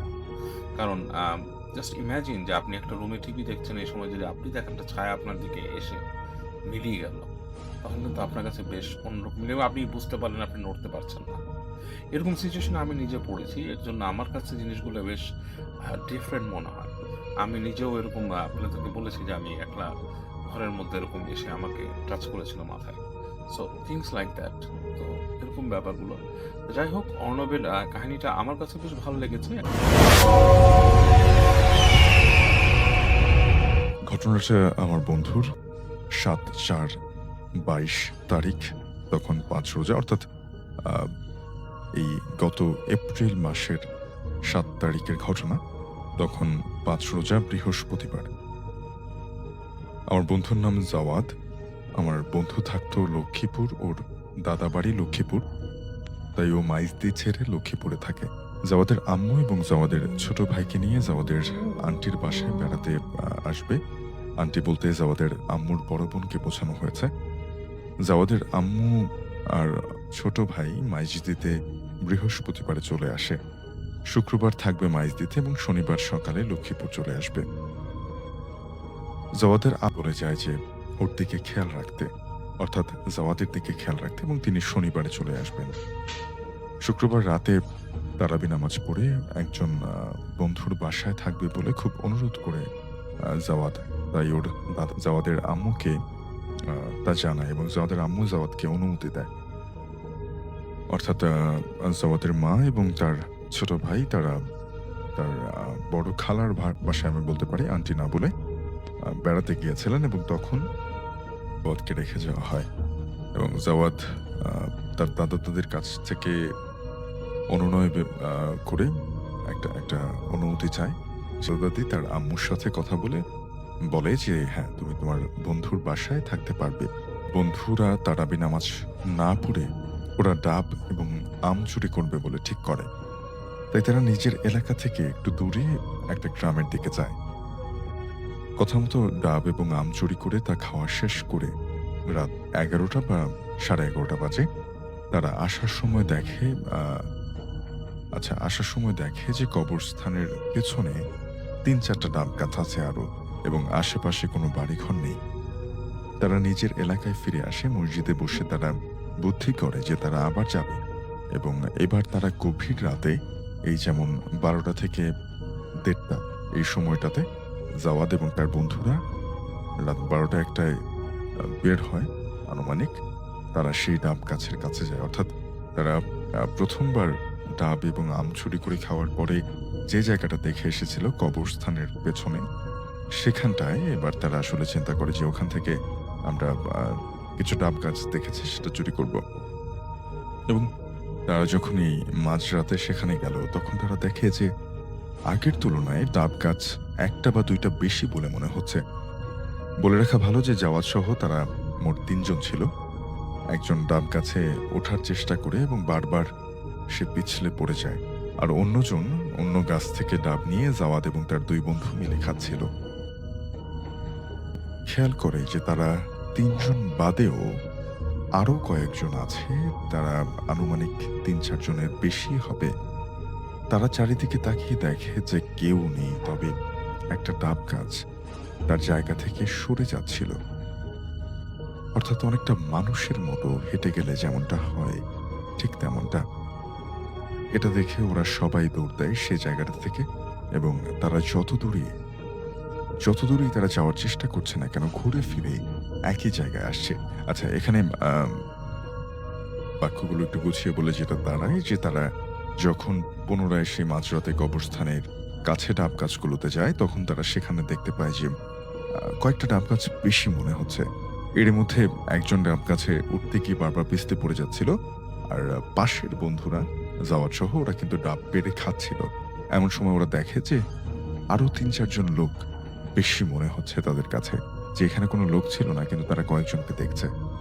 এরপরে সবাই যখন তাদের দিকে খেয়াল করলো, তখন তারা যেটা দেখলো যে না, এখানে আশেপাশে কোনো মানুষ নেই, বরং একটা ডাব গাছ বা একটা নারকেল গাছ, সেটা মানুষের মতো করে চলছে, মানে মাটির উপর থেকে সেটা মুভ করছে আস্তে আস্তে।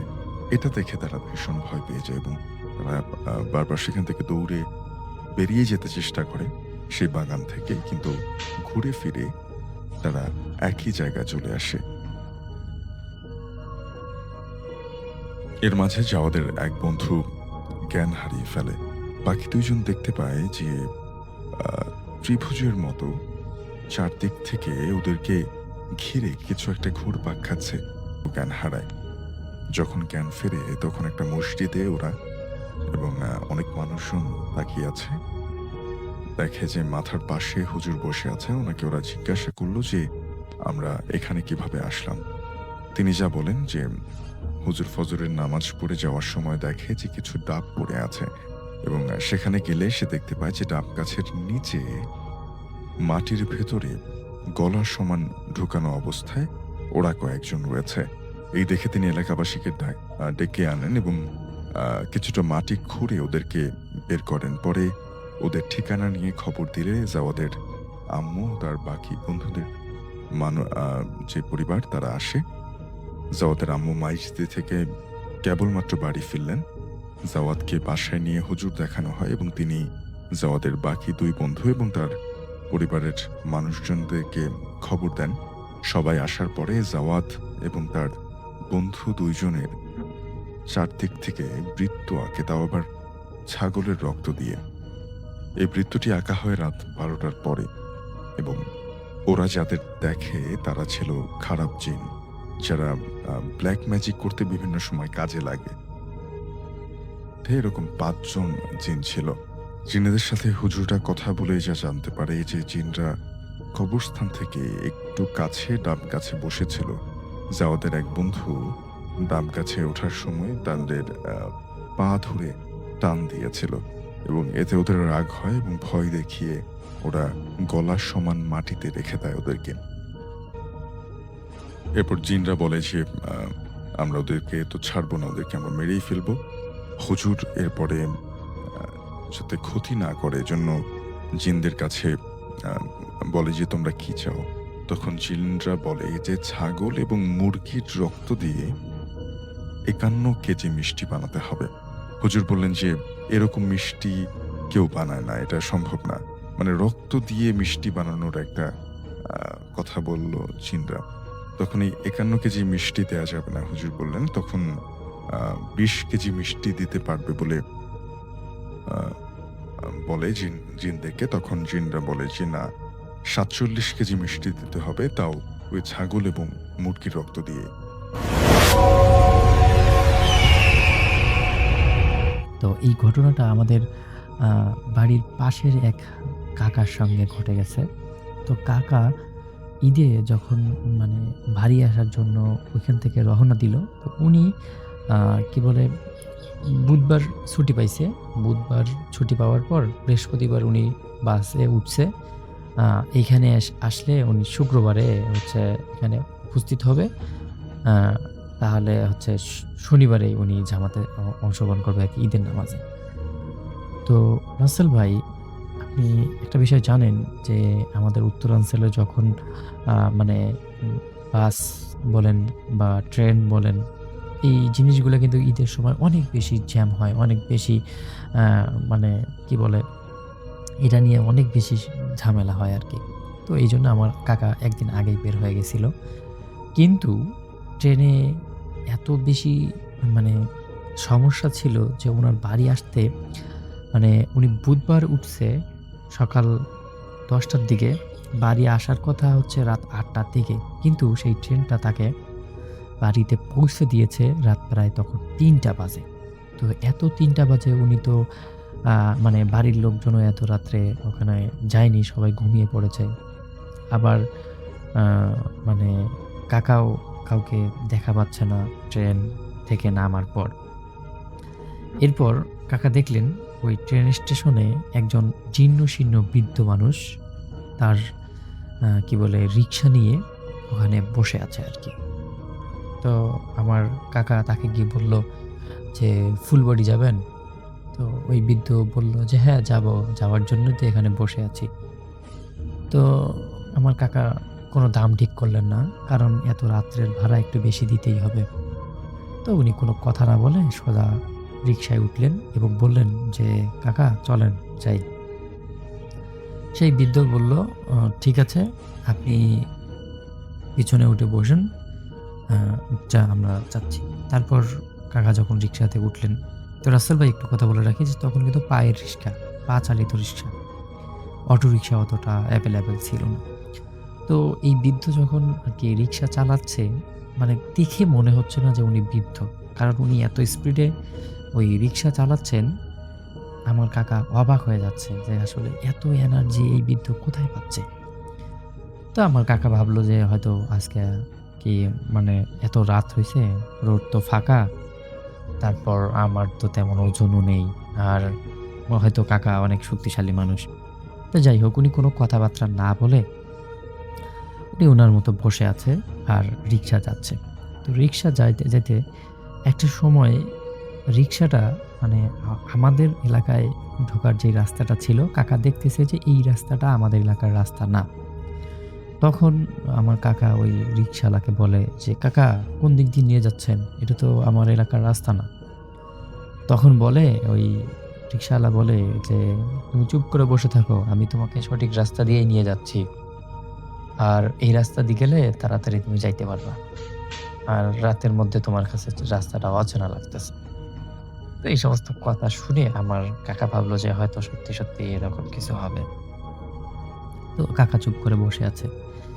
যেতে যেতে একটা সময় আমার কাকা দেখলেন যে এই রিক্সাটা এমন একটা জায়গায় গিয়ে পৌঁছেছে যেখানে আর কি মানে ওর চারদিকে শুধু অন্ধকার দেখা যাচ্ছে। মানে রাতের একটা মানে অভাবে, মানে রাতের একটা আমেজ আছে না? ঈদের আমেজ, রাত ৩টা বাজলে একটা মানুষের একটা কি বলে আলো কোথাও জ্বলবে, কোথাও একটু লাইট-টাইট দেখা যাবে। এরকম কোনো কিছুই দেখা যাচ্ছে না। সম্পূর্ণ ভিন্ন একটা জায়গা মনে হচ্ছে। আমার কাকা বললেন, আ "কি মামা রিক্শাওয়ালা কাকা, আপনি আমাকে কোথায় নিয়ে আসলেন?"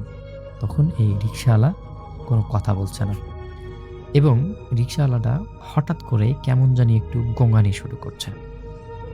মানে এমন গোঙানি শুরু করছে যেটা আরকি অসহনীয়। তখন বললেন যে, "কাকা কি হইছে আপনার? আপনি এরকম করতেছেন কেন?" তখন ওই রিক্শাওয়ালা বলে যে, "আমি মানে কি বলবে, উনি জরুরত ছাড়বে আরকি।" তো বললাম, "ঠিক আছে, আপনি যান, জরুরত ছাড়েন। এখানে এইরকম করার কি আছে?" তখন আমার কাকা রিক্সার মধ্যে বসে রইলেন এবং ওই যে কি বলে রিক্শাওয়ালা ছিল, উনি একটু সাইডে গেলেন এবং এই যে উনি সাইডে গেলেন, যাওয়ার পর উনি আর আসতেছেন না। উনাকে আর কাকা কোথাও মানে ২ মিনিট, ৩ মিনিট, ৪ মিনিট, ৫ মিনিট হয়ে গেল। তারপরও এখন পর্যন্ত ওই রিক্শাওয়ালা আসতেছে না। তারপর আমার কাকা বেশ খানিকটা অবাক হয়ে গেলেন। কিরে, এই লোকটা রিক্সা রেখে আমাকে রেখে কোথায় গেল? তখন উনি কি করলেন, উনি আর কি উনার যে ব্যাগটা রিক্সার মধ্যে রেখে উনি একটু রিক্সা থেকে নামলেন। নামার পরে উনি দেখলেন সেটা আসলে উনার কল্পনার বাইরে ছিল। উনি দেখলেন যে উনার আশেপাশে মানে কোনো রাস্তা নেই। রাস্তার এটাই শেষ মাথায় চলে আসছে। সামনেই একটা নদী, পাশে একটা শ্মশানঘাট এবং দূরে একটা বড় বটগাছ। এবং এই সমস্ত কিছু দেখে আমার কাকা আর কি কোনো কি বলে সেন্সে আজকে উনার কুলাইতেছে না যে কিরে এটা কি হলো তার সাথে। মানে উনি কোনোভাবেই এটা নিতে পারতেছে না আরকি। তো এরকম যখন অবস্থা তার সঙ্গে দাঁড়ায় তখন উনি কি করবে উনি কোনো কিছু বুঝতে পারতেছে না। কিন্তু আমার কাকা গ্রামের লোক হওয়ায় উনি তো একটু কোরআন তেলাওয়াত জানে। তো তখন উনি কি করলেন, উনি উনার যে মানে যতটুকু জানা আছে অতটুকু উনি পড়া শুরু করলেন। কিন্তু যেটা দেখলেন সেটা তার কাছে এত বেশি আ মানে আশ্চর্যজনক ছিল যেটা আরকি বলার বাইরে। উনি দেখলেন যে উনি যেই রিক্সাটার মধ্যে আসছেন, সেই রিক্সাটাও এখন দেখা যাচ্ছে না।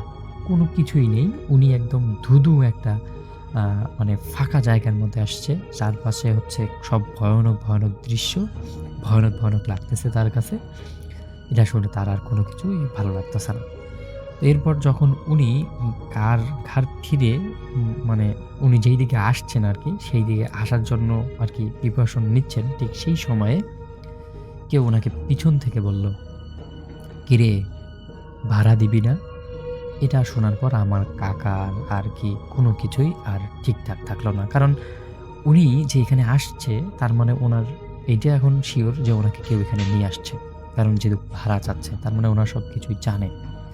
তো আমার কাকা এরপর আর কোনো কিছু বলে নাই, উনি সজোরে একটা দৌড় দিতে চাইলো, কিন্তু যখনই উনি দৌড় দিল তখন উনি দেখলো উনার সামনে উনি আরও একটা নদীর মধ্যে পড়ে গেছেন। নদী বলতে সেখানে ধানের ক্ষেত ছিল, ধানের ক্ষেত আর কি, বর্ষার সময়ের একটা ঘটনা। তো তো ওনার হাঁটু সমান পানির মধ্যে উনি মানে দৌড়াদৌড়ি করছে, এরকম একটা অবস্থা। তো এটা দেখার পর উনি মানে ওনার সেন্স ঠিক থাকতেছে না। রাসেল ভাই একটা জিনিস বুঝতে পারেন যে হঠাৎ করে উনি এতদূর জার্নি করে আসছে, আসার পর এইরকম একটা দৃশ্য, এরকম একটা ঘটনা তার সঙ্গে ঘটতেছে, উনি তো কোনোভাবেই নিজেকে কন্ট্রোল করতে পারতেছে না। তো একটা সময় গিয়ে উনি মানে ওইখানে দৌড়াতে কোনো একটা রাস্তা খুঁজে পায়, এবং রাস্তা খুঁজে পাওয়ার যখন উনি পায় তখন আর কি ওনার সেন্স হারিয়ে যায়। দৌড়াতে হাঁপাতে উনি সেন্স হারিয়ে যাওয়ার পর ওখানেই আর কি পড়ে থাকেন। পরদিন সকালে উনি নিজেকে একটা বাড়ির মধ্যে দেখেন, এবং যেই বাড়িটার মধ্যে ওনাকে রাখা হয় তখন উনি আর কি যখন জ্ঞান ফিরলেন তখন উনি জিজ্ঞাসা করলেন যে আমি এখানে কোথায় আসলাম, আমার তো বাড়ি থেকে থাকার কথা। তখন ওইখানকার লোকজন ওনাকে বলল যে গতকাল রাত্রে আমি তো আপনাকে আমার ক্ষেতের মধ্যে পেয়েছি, তো আপনার কি হয়েছে আপনি বলুন। তখন আমার কাকা গত রাত্রের পুরো ঘটনাটা যখন তাদেরকে বলল তখন সবাই অবাক হয়ে গেল যে আপনি তো মারাত্মক একটা জিনের খপ্পরে পড়েছেন। ওই স্টেশনে তো এরকম অনেকের সাথেই হয়, তো আপনার কপাল ভালো যে আপনার সাথে তেমন কোনো ক্ষতি হয়নি। তখন আমার কাকা বিষয়টা জানতে চায় যে আসলে কি হয়েছে, এটা আপনি একটু খুলে বলুন। তো তখন আমার কাকাকে যেটা বলে সেটা হচ্ছে যে ওই গ্রামে একজন রিক্সাওয়ালা ছিল, যিনি অনেক পরিশ্রমী ছিল, কিন্তু কোনো একটা সন্ত্রাসী দল তাকে একদিন ভাড়া করে নিয়ে যায়। ভাড়া করে নিয়ে গিয়ে ওই যে একটা ওদের এলাকার শেষ মাথায় একটা শ্মশান ঘাট এবং পানি এইরকম একটা জায়গায় নিয়ে ওনার রিক্সাটা নিয়ে ওনাকে আর কি মানে ওনাকে মেরে ফেলে আর কি। তো এরপর থেকেই ওনার আত্মা, অশুভ আত্মা বিভিন্ন সময় বিভিন্ন মানুষের সঙ্গে এরকম ভয়ানক দৃশ্যের সঙ্গে অনেকেই আর কি উপস্থিত হয়, অনেকেই কি বলে এরকম অনেক, আপনার সাথে তো তেমন কিছুই হয়নি কিন্তু অনেকের সঙ্গে আরো খারাপ কিছু হয়। তো তখন আমার কাকা এগুলো শুনে উনি আরো বেশি ঘাবড়ে যায়, এবং পরবর্তী সময় ওনার এত বেশি জ্বর হয়, উনি ওই জ্বর থেকে প্রায় 7 দিনের ভালো হয় আর কি। তাও আবার ওই জ্বর ভালো করার জন্য ওই গ্রামেরই, যেই আমাদের গ্রামের না, ওই যেই গ্রামে আর কি কাকাকে পাওয়া যায় সেই গ্রামের একজন ভালো পরহেজগার একজন ব্যক্তি আছে, তার কাছে নিয়ে যাওয়া হয়, এবং তিনি আর কি যত সমস্যা হয় ওই রোগের, কারণ ওই পরহেজগারের বন্ধুই ছিল ওই রিক্সাওয়ালা। তো উনি জানতেন যে এই রিক্সাওয়ালা কি করবে না করবে। তো ওই পরহেজগার ব্যক্তি আমার কাকাকে একটা তাবিজ দেন, যেই তাবিজ নেওয়ার পরের 13 দিন পর আমার কাকা একদম পরিপূর্ণ সুস্থ হয়, এবং এখনো কাকা আছে। আমি আসলে লোকেশনটা বললাম না, তাহলে হয়তো সবাই বিষয়টা নিয়ে ঘাটাঘাটি করবে। তো রাসেল ভাই, এটাই ছিল ঘটনা। যদি ভালো লাগে তাহলে শেয়ার করবেন। আসসালামু আলাইকুম প্রিয় লিসেনার্স, এতক্ষণ থেকে আমি আপনাদেরকে বেশ কয়েকটি ভয়ানক ঘটনা শোনানোর চেষ্টা করেছি, যেই ঘটনাগুলো আপনাদের মাঝে উপস্থাপন করেছেন আপনার সবার প্রিয় আরজে রাসেল ভাই, আরজে আফনান ভাই, ডক্টর আলিফ, বাবু ভাই এবং আরজে শাফিন ভাই সহ আমি শাকিল আহমেদ বেশ কয়েকটি ঘটনা আপনাদের সঙ্গে শেয়ার করেছি। এই ঘটনাগুলোর মধ্য থেকে কোন ঘটনাটি, কত মিনিটের ঘটনাটি, কত সিরিয়ালের ঘটনাটি আপনার কাছে সব থেকে বেশি ভয়ানক লেগেছে, কোন ঘটনাটি সব থেকে বেশি মিস্টোরিয়াস লেগেছে, সেটি কিন্তু জানিয়ে যাবেন আমাদের কমেন্ট সেকশনে। আর দর্শক, আজকের এপিসোডের প্রথম যে ঘটনাটা, সেই ঘটনা কিন্তু একটা শ্মশান ঘাটের মাছ ধরা নিয়ে একটা ভয়ানক ঘটনা ছিল। এই ঘটনা কিন্তু স্পেশালি আমার কাছে অনেক বেশি ভয়ানক লেগেছে, অনেক বেশি আমি ভয় পেয়েছিলাম ঘটনাটি শুনে, তাই আপনাদের সঙ্গে শেয়ার করেছি। এই ঘটনাটি সহ বাকি আমাদের আজকের এপিসোডের যে ঘটনাগুলো ছিল, এই ঘটনাগুলোর অধিকাংশ ঘটনাই ছিল গ্রামের, ছিল হচ্ছে বাসাবাড়ির ঘটনা, এবং আপনাদের পছন্দের শ্মশান ঘাটের কবরস্থানের ঘটনাও কিন্তু আমি দেওয়ার চেষ্টা করেছি। ঘটনাগুলো শুনে আপনাদের কেমন লাগলো, এখন পর্যন্ত যারা যারা শুনতেছেন, এখন পর্যন্ত যারা যারা আমাদের ভিডিওটি দেখতেছেন, তাদের কাছে এটাই প্রশ্ন থাকলো। অবশ্যই আপনাদের একটি ভালো মন্তব্য, আপনাদের একটি সুন্দর মন্তব্য করে যাবেন আমাদের কমেন্ট সেকশনে। আর দর্শক, এরকম ভিডিওগুলো প্রতিনিয়ত পাওয়ার জন্য কিন্তু অবশ্যই আমাদের চ্যানেলটি ভিজিট করতে হবে। আমাদের চ্যানেলে প্রত্যেকটা ভিডিও, প্রত্যেকটা এপিসোডের প্রত্যেকটা ঘটনা অনেক বেশি স্পেশাল, বাছাই করা সেরা ঘটনা। আর আমরা কিন্তু প্রতি রাত্র 10টার সময় এরকম ভিডিও আপলোড করে থাকি। আপনারা চাইলেই আমাদের চ্যানেলটি ভিজিট করে আমাদের চ্যানেলটি সাবস্ক্রাইব করে রাখতে পারেন। আমাদের চ্যানেলটি যদি সাবস্ক্রাইব করে বেল আইকন বাটনটি অন করে রাখেন, তাহলে প্রতি রাত্র 10টার সময় এরকম বাছাই করা সেরা স্পেশাল কিছু ঘটনা আপনারা পেতে পারেন আমাদের এই চ্যানেলটির মাধ্যমে। তো প্রিয় লিসেনার্স, শেষ করবো আমাদের আজকের এপিসোড। আবারও দেখা হচ্ছে নতুন এপিসোডে, নতুন আরো অনেকগুলো ভয়ানক ভয়ানক ঘটনা নিয়ে। ততক্ষণ পর্যন্ত সবাই ভালো থাকবেন, সুস্থ থাকবেন। আপনাদের সবার মঙ্গল এবং সুস্বাস্থ্য কামনা করে আমি আমার নিজের জন্য দোয়া চেয়ে আজকের মতো বিদায় নিচ্ছি। কিন্তু আগামীকাল ঠিক রাত 10টার সময় আবারও দেখা হচ্ছে ইনশাআল্লাহ। সবাই ভালো থাকবেন, সুস্থ থাকবেন। আপনাদের মঙ্গল হোক। আল্লাহ হাফেজ।